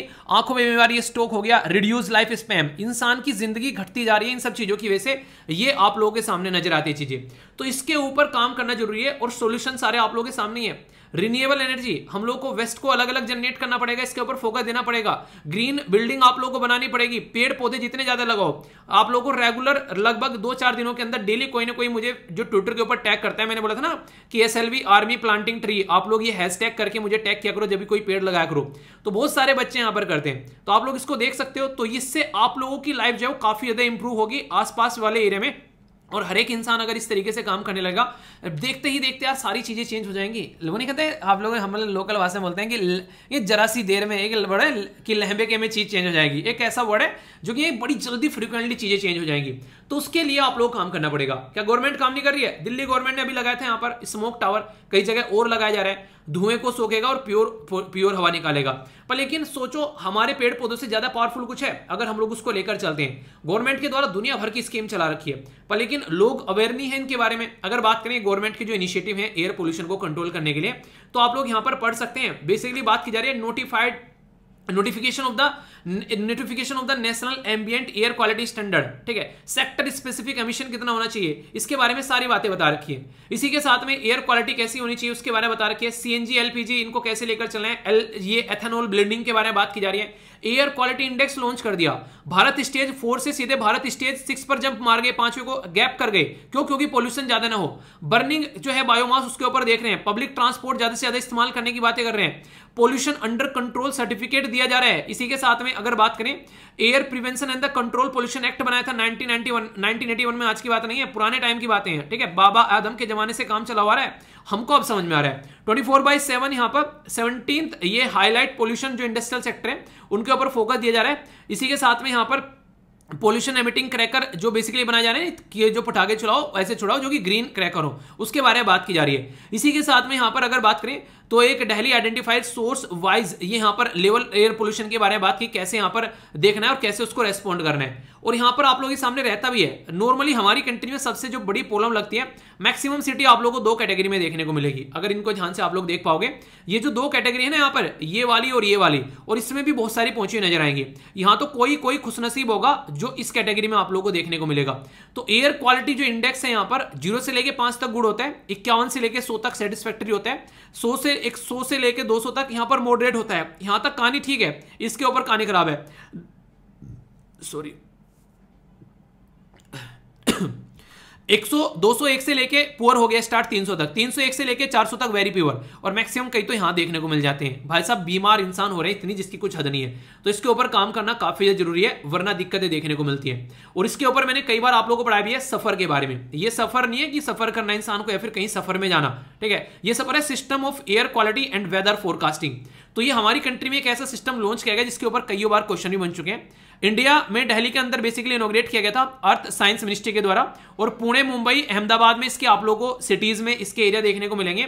डेवलप किसके द्वारा किया गया था, याद रखिएगा, इंपोर्टेंट क्वेश्चन बन जाता है। ये Indian institute of tropical metrology के द्वारा डेवलप किया गया, और आईएमडी इंडियन मेट्रोलॉजिकल डिपार्टमेंट जो कि इसी मिनिस्ट्री के अंडर में आता है, ये इसको इंप्लीमेंट करने वाला है। एयर क्वालिटी अर्ली वार्निंग देता है, वेदर फोरकास्टिंग बताता है अलग अलग पैरामीटर को ध्यान में रखते हुए, और 72 घंटे वाले तो वार्निंग दे देता है अगर कोई दिक्कतें होती हैं, ताकि सॉल्यूशन आप लोग निकाल सको। इसमें ये यहां तक बेंजीन, टोलुइन, ये सारी जो बेसिकली ज़ाइलिन, मरकरी, ये भी यहां पर एक तरीके से इसके बारे में बताता है कि क्या क्या देखने को मिल रहा है। तो बेहतरीन सिस्टम यहां पर लॉन्च किया गया। तो ये सारी चीजें बेसिकली जो मैंने आप लोगों को पढ़ाई हैं, इनसे अलग अलग क्वेश्चन बन चुके हैं। अगर यहां से कल को कोई क्वेश्चन बन जाता है तो आप लोगों के माइंड में क्लैरिटी होनी चाहिए। इवन आंसर राइटिंग के लिए भी कुछ आ जाता है तो आप लोगों को इसको लेकर कोई भी डाउट नहीं होना चाहिए। तो ये पूरा एक आर्टिकल था जिसमें मैंने सारी चीजें कवर कर दी। अब इतनी मेहनत करके यार पढ़ाई है तो क्वेश्चन जरूर पूछूंगा। अब क्वेश्चन पूछता हूं, क्वेश्चन के आंसर देते हुए चलो, वो भी अच्छे थे ताकि मुझे लगे कि हाँ पढ़ाया आप लोगों ने। सबसे पहला क्वेश्चन सफर के बारे में ही कर लेते हैं। बात की जा रही है सफर जो है ये डेवलप किया गया है इंडियन मेट्रोलॉजिकल डिपार्टमेंट के द्वारा। दूसरा बोला गया यहाँ पर ये इंटीग्रल पार्ट है, यहाँ पर फर्स्ट एयर क्वालिटी जो early warning system operated in Delhi. सही आंसर यहाँ पर क्या है, ए में बोला गया 1, बी में बोला गया 2, सी में बोला गया बोथ 1 and 2, डी में बोला गया नन ऑफ द अबोव। तो सही आंसर क्या है अगर आप लोगों के हिसाब से बात करूं, अभी मैंने डिस्कस किया यहाँ पर डेवलप किसके द्वारा किया गया, IITM पुणे के द्वारा, ठीक है। तो आंसर यहाँ पर आप लोग को बी देखने को मिलेगा, ठीक है। तो यहाँ पर ये डेवलप किया गया बेसिकली पुणे के द्वारा, तो बी आंसर से यहाँ पर ना कि फर्स्ट, ठीक है। तो ये हो गया आप लोग का बी आंसर, ओके। बाकी टाइप ऑफ पोल्यूशन से भी रिलेटेड अगर आप लोगों से कोई पूछे तो ये नॉर्मल सी चीजें से air pollution, land pollution, noise pollution, water pollution, light pollution, तो ये अलग अलग तरीके के पोल्यूशन होते हैं जो कि आज के डेट में हमारे इर्द गिर्द देखने को मिलते हैं। इनका भी हम लोग को ध्यान रखना पड़ता है। 2020 में क्वेश्चन पूछा गया, और यहां पर अगर थोड़ा सा आप लोग चीजों को सोचकर चलेंगे तो क्वेश्चन का आंसर आप लोग कर पाएंगे। जैसे यहां पर बेंजीन पोल्यूशन के बारे में बात की गई है, अगर सारे पॉइंट आप लोग देखोगे तो आप लोग समझ पाओगे। यहां पर बात की जा रही है ऑटोमोबाइल, यानी कि जो भी आप लोग गाड़ी चलाते हैं उसमें से धुआं निकलता है, टबैको स्मोक धुआं निकलता है, वुड बर्निंग धुआं निकलता है, यूजिंग वार्निश वुड फर्नीचर, यानी कि जो वार्निश यूज की जाती है वुड फर्नीचर पर धुआं नहीं निकलता है, using product made of the polythene, ठीक है। तो प्रोडक्ट है इसमें से धुआं नहीं निकल रहा है, ठीक है। अगर वैसे आप लोग चले यहाँ पर तो नॉर्मली जो बेंजीन है यहाँ पर अगर बात करें से वोल्केनो फटते हैं, ठीक है, अर्थक्वेक आते हैं, बेसिकली उस तरीके से ना जब ये सारी चीजें होती है तो वहां से आप लोग काफी ज्यादा पोल्यूशन निकलता हुआ नजर जाता है। तो अगर थोड़ा सा यहाँ पर आप लोग कॉमन पॉइंट लगाओगे कि आप लोग जो बेसिकली नहीं है जो एक तरीके से डिफरेंस क्रिएट करना सीखोगे कि यहाँ पर ये ऑप्शन दे रखे हैं, इसमें से डिफरेंट ऑप्शन कौन सा लग रहा है, तो एग्जामिनेशन हॉल में अगर ये ट्रिक आप लोग इस्तेमाल करना सीख गए तो काफी कुछ आप लोगों को यहाँ पर फायदा होता है, इसका नजर आएगा। तो ये जरूर याद रखना। तो अभी पोल्यूशन के बारे में बात करें, जैसे बेंजीन के बारे में मैंने बात की, अभी नेचुरल प्रोसीजर के थ्रू निकलता है, वोल्केनो हो गया, फॉरेस्ट में फायर लग गई, ठीक है, तो ये आप लोगों को देखने को मिलेगा। तो ह्यूमन एक्टिविटी में जैसे मैंने बताया भी यहाँ पर टबैको आप लोग पी रहे हो, ठीक है, वुड बर्न कर रहे हो यहाँ पर, ठीक है, फ्यूल कोई इस तरीके से जलाया जा रहा है, इंडस्ट्रियल कहीं आग लग रही है तो उसमें देखने को मिलेगा। तो अगर आप लोग ध्यान से देखोगे तो फर्स्ट, सेकंड और थर्ड यहाँ पर आप लोग को आंसर नजर आ जाएगा। तो इस तरीके से आप लोग अंडरस्टैंड कर सकते हैं, है कि नहीं। तो थोड़ा सा ध्यान से सुनो तो चीजें होती हैं फिर, ओके। ये काफी इंटरेस्टिंग यहाँ पर सेकेंडरी पोल्यूटेंट के बारे में बात की जा रही है, यानी कि सेकेंडरी पोल्यूटेंट कैसे होती है। सेकेंडरी पोल्यूटेंट वो पोल्यूटेंट होते हैं जो कि ये एक तरीके से जो सेकेंडरी पोल्यूटेंट है वो एटमॉस्फेयर से आप लोगों को देखने को मिलेंगे, ना कि किसी सोर्स से निकलते हैं। जैसे कि आप लोग व्हीकल चला रहे हैं, पावर प्लांट चला रहे हैं, उससे नहीं निकलते हैं, ये डायरेक्टली आप लोगों को यहाँ पर एक तरीके से एटमॉस्फेयर से नजर आएंगे। जैसे कार्बन मोनोऑक्साइड हो गया, सल्फर जो ट्राइऑक्साइड हो गया, इसी के साथ में ओजोन हो गया, ये चीजें आप लोगों को देखने को मिलेगी, ठीक है। तो ये सेकेंडरी पोल्यूशन की कैटेगरी में आप लोग यहाँ पर देखने को मिलते हैं। तो आंसर क्या हो गया यहाँ पर, आंसर हो गया इसका, सॉरी आंसर हो गया यहाँ पर, एक सेकेंड, कार्बन मोनोऑक्साइड तो नहीं होगा यहाँ पर, आंसर हो गया इसका बी, ठीक है। थोड़ा सा यहाँ पर आप लोग देख लीजिए, यहाँ पर बेसिकली प्राइमरी पोल्यूशन कौन से होते हैं जो कि आप लोग व्हीकल से निकलते हैं, कुछ जलाते हैं उससे निकलते हैं, तो कार्बन मोनोऑक्साइड तो निकलता है उससे, ठीक है, नाइट्रिक ऑक्साइड हो गया, ठीक है, नाइट्रोजन डाइऑक्साइड हो गया, ये सब चीजें। पर लेकिन सेकेंडरी पोल्यूटेंट नॉर्मली क्या होते हैं, जैसे सल्फर ट्राइऑक्साइड हो गया, नाइट्रिक एसिड हो गया, ठीक है, सल्फ्यूरिक एसिड हो गया, ये सारी चीजें, ओजोन हो गया। तो ये सारी चीजें आप लोगों को सेकेंडरी पोल्यूटेंट जो है, पोल्यूटेंट जो एक तरीके से फॉर्म होते हैं एटमॉस्फेयर के अंदर में, तो ये आप लोग यहाँ पर नजर होगा, ना कि यहां से निकल कर ही आते हैं, ठीक है। तो आंसर क्या हो गया हिसाब से अगर आप लोग देखोगे तो आंसर इसका बी हो गया। तो इस तरीके से क्वेश्चन आप लोग के बनते हैं, तो कोई डाउट नहीं होना चाहिए। इंपॉर्टेंट न्यूज है, ध्यान से सुनिएगा। डायरेक्ट एग्जाम में आप लोगों के लिए क्वेश्चन देखने को यहां से मिल जाता है। स्पोर्ट के बारे में है, गेम्स के बारे में तो बात की जा रही है। 5th खेलो इंडिया गेम जो है वो आप लोग यहां पर अभी देखने को मिलेंगे बेसिकली नेक्स्ट ईयर, यानी कि अभी से इनके बारे में बता दिया है कि कौन से नंबर के हैं, तो 5वें नंबर के हैं। कहां पर होंगे? मध्य प्रदेश में होंगे। तो अगर आप लोग मध्य प्रदेश में एग्जाम की तैयारी कर रहे हैं तो आप लोगों के लिए डायरेक्ट क्वेश्चन बनी जाएगा। और सेंट्रल लेवल पर भी यहां पर अगर पूछा जाए तो ये याद रखिएगा 2022 में ये 5वें नंबर के हैं। सबसे पहले गेम्स कब स्टार्ट हुए थे ये आप लोगों को बेसिकली बताना है। इसके अंदर में बात की जा रही है कि लगभग 8 सिटीज में मध्य प्रदेश की देखने को मिलेंगे। और इसी के साथ में यहाँ पर लगभग 8500 जो एथलेटिक्स हैं वो यहाँ पर पार्टिसिपेट करेंगे, यानी कि जो खिलाड़ी हैं वो पार्टिसिपेट करेंगे। तो काफ़ी इंटरेस्टिंग है, स्टार लगा लेना क्योंकि आगे भी न्यूज़ में आएगा। ये समझो कि ये न्यूज़ आप लोगों की एडवांस में तैयार होगी, जब फरवरी में होंगे उस टाइम पर आप लोगों को देखने को मिलेंगे। नेशनल गेम अभी कौन से राज्य में देखने को मिले, कौन से नंबर के वो गेम थे और किसके द्वारा टॉप किया गया, ये सारी चीज़ें बहुत डिटेल में पढ़ाई थी। थोड़ा सा 1 मिनट लगाकर रिविजन कर लो, लंबे समय तक याद रखोगे। ठीक है, ये काफी इंटरेस्टिंग है। यहाँ पर ये बात की जा रही है जीआई टैग के बारे में। जीआई टैग यानी कि ज्योग्राफिकल इंडिकेशन, जिसको आप लोग भौगोलिक संकेतक भी बोलते हो, तो ये काफी इंपॉर्टेंट है। यहाँ पर डायरेक्ट क्वेश्चन आप लोगों से बन सकता है। तो यहाँ पर अभी जो है, देखिए कई सारी डिश होती हैं, आप लोग अच्छा ये बताओ कौन सी आप लोगों को खाने में डिश सबसे ज्यादा पसंद है। अगर पूछे यार ये मिल जाए तो मजा आ जाए। ठीक है, जैसे मुझे अगर नॉर्मली कोई पूछता है जैसे कि पनीर की सब्जी हो गई, उसके साथ में अगर बात करें रोटी, दाल रोटी, या फिर जैसे मक्का की रोटी, सरसों का साग, उसके साथ में छाछ और गुड़ वगैरह हो, तो ये सारी चीजें ऐसी हैं, मतलब जैसे बात कर रहा हूं तो मुंह में पानी आ जा रहा है। ठीक है तो मतलब मुझे बहुत पसंद है ये चीजें। ठीक है, तो इस तरीके से बोल सकते हो कौन सी ऐसी चीज़ है जिसको सुनते ही मुंह में पानी आ जाता है। ठीक है, मीठे के अलावा। तो यहाँ पर बात की जा रही है अभी हैदराबादी हलीम। तो हैदराबादी हलीम जो है ये डिश है जिसको भी जीआई टैग यानी कि भौगोलिक संकेतक यहाँ पर दे दिया गया है। Union ministry of commerce and industry के द्वारा इसको कंफर्म किया गया है यहाँ पर, यानी कि ये स्पेशलिटी है इस एरिया की। और इसने ऐसा नहीं कि ऐसे ही यहाँ पर ये पुरस्कार जीत लिया है, जैसे आप लोग कंपटीशन करते हो, इसने भी यहाँ पर कंपटीशन किया। रसगुल्ले के साथ में बीकानेरी भुजिया, रतलामी सेव, इनको हराकर ये यहाँ पर अपना जीत कर आई है। तो मोस्ट पॉपुलर जो वोट यहाँ पर वो गई यहाँ पर इसको, तो आप लोग ये समझ सकते हैं। तो जो भी हैदराबाद से आते हैं बताइए मतलब ये किस तरीके की डिश है, किस तरीके से आप लोग इसको एंजॉय करते हो। तो ये ऐसी चीज है जहां से क्वेश्चन भी आप लोगों से बन सकता है। ठीक है, फाइनेंशियल एक्शन टास्क फोर्स ये एक ऐसी बॉडी है जिसके बारे में आप लोगों को पता होना चाहिए, और ये बहुत लंबे समय से न्यूज में रहती है। जब जब पाकिस्तान का नाम आता है तो FATF जो है वो आप लोगों को यहाँ पर न्यूज में नजर आएगा। FATF का नाम ही है कि फाइनेंशियल एक्शन टास्क फोर्स, यानी कि ये ऐसे मैटर्स को देखो जो कि फाइनेंस से रिलेटेड है यहाँ पर ये। और ये जब बॉडी बनाई गई थी ये 1989 में, तो ये बनाई गई थी G7 कंट्रीज के द्वारा। किनके द्वारा? G7 कंट्रीज के द्वारा, ताकि उल्टी सीधी जगह कोई पैसा अगर जा रहा है तो उसको रोका जा सके। ये काफी इंटरेस्टिंग है जो आप लोगों को यहाँ पर याद रखना है। ये अभी इसमें पाकिस्तान जो था लंबे समय से ग्रे लिस्ट में था, अभी यहाँ पर निकाल दिया है, और सीधा सीधा इसका श्रेय जाता है किसको? वो देखने को मिलेगा आप लोगों को, वो है बेसिकली USA।